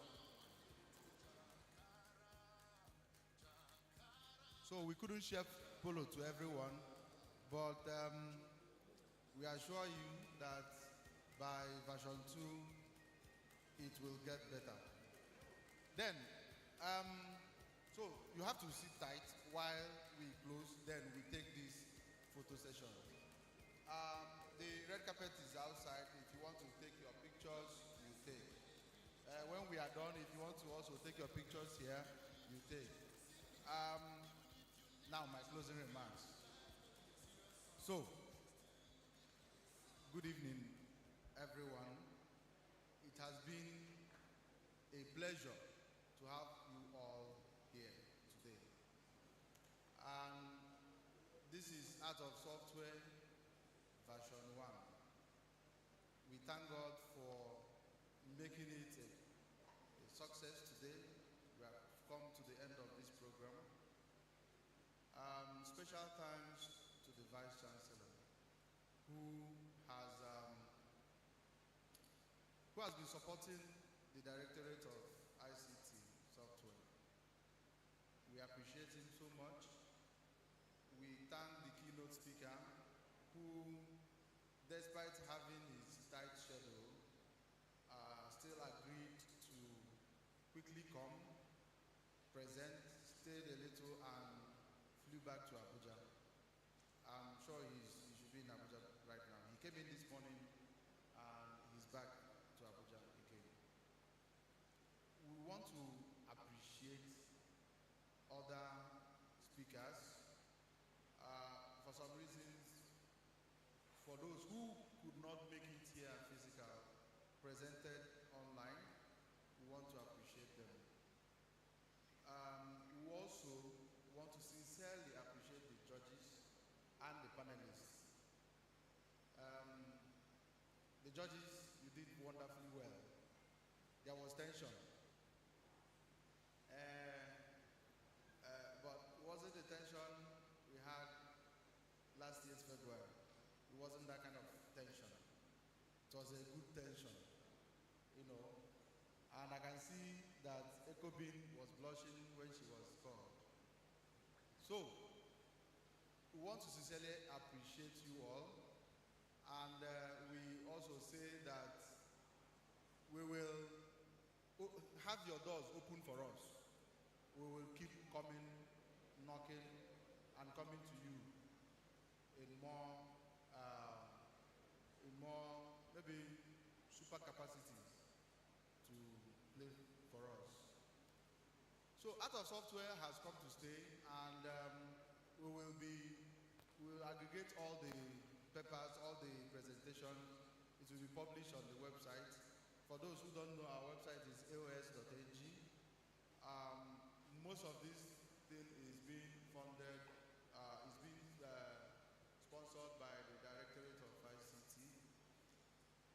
especially we also want to thank some of our sponsors. I will list them. I will try as much as possible to list them. Digital Notion Limited, we want to appreciate you. Zenith Bank, AppMart Limited, eTransact PLC, Lose to Gain, Wizenshaft Integrated Limited, Event Streaming, who is also sponsoring this streaming online, Tech Hub, Uche and Obi, God bless you all. Okatek Meetup, who are also here, we appreciate you. I don't have a list, but I will just be calling. Anambra State ICT Agency, we appreciate you.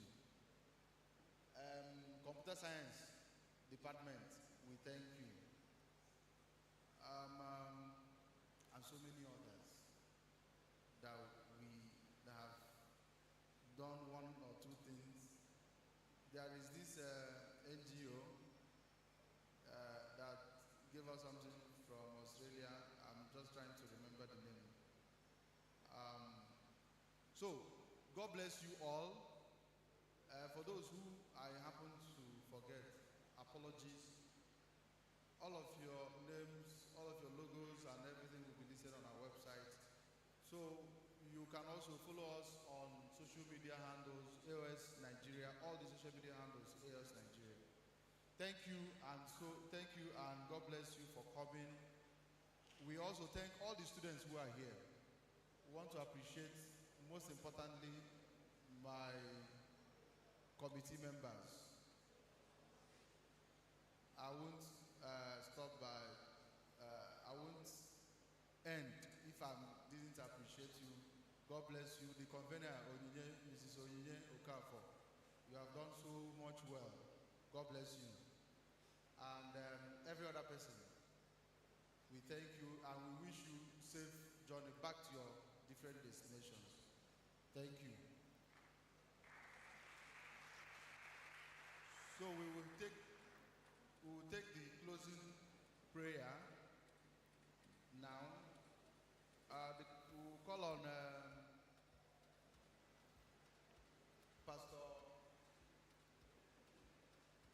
Pastor Amos to help us and close.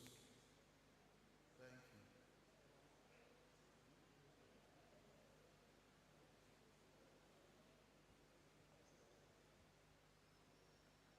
Let us rise as we close. Father, in the name of Jesus, we thank you. We prayed and you answered us. We are satisfied. And we ask for grace to be able to carry along these things. That tech and the art of software will grow in our hearts and solutions will drive us to the point that people around us will see and they will start also solving problems. That it will also influence our nation positively. It will influence our school positively. And at the end of the day, your name alone will be glorified in Jesus' name. As we go back to where we came from, we ask for protection. As we do whatever we do, we ask for preservation. And we ask for the blood of Christ to cover everyone in this place in Jesus' name. Let's share the grace. The grace of our Lord Jesus Christ, the love of God, and the sweet fellowship of the Holy Spirit be with us now forevermore. Amen. All right, thank you. So for this photo session, please, everyone that is wearing the polo, AOS polo, please can you come forward? Photo session. The judges, please.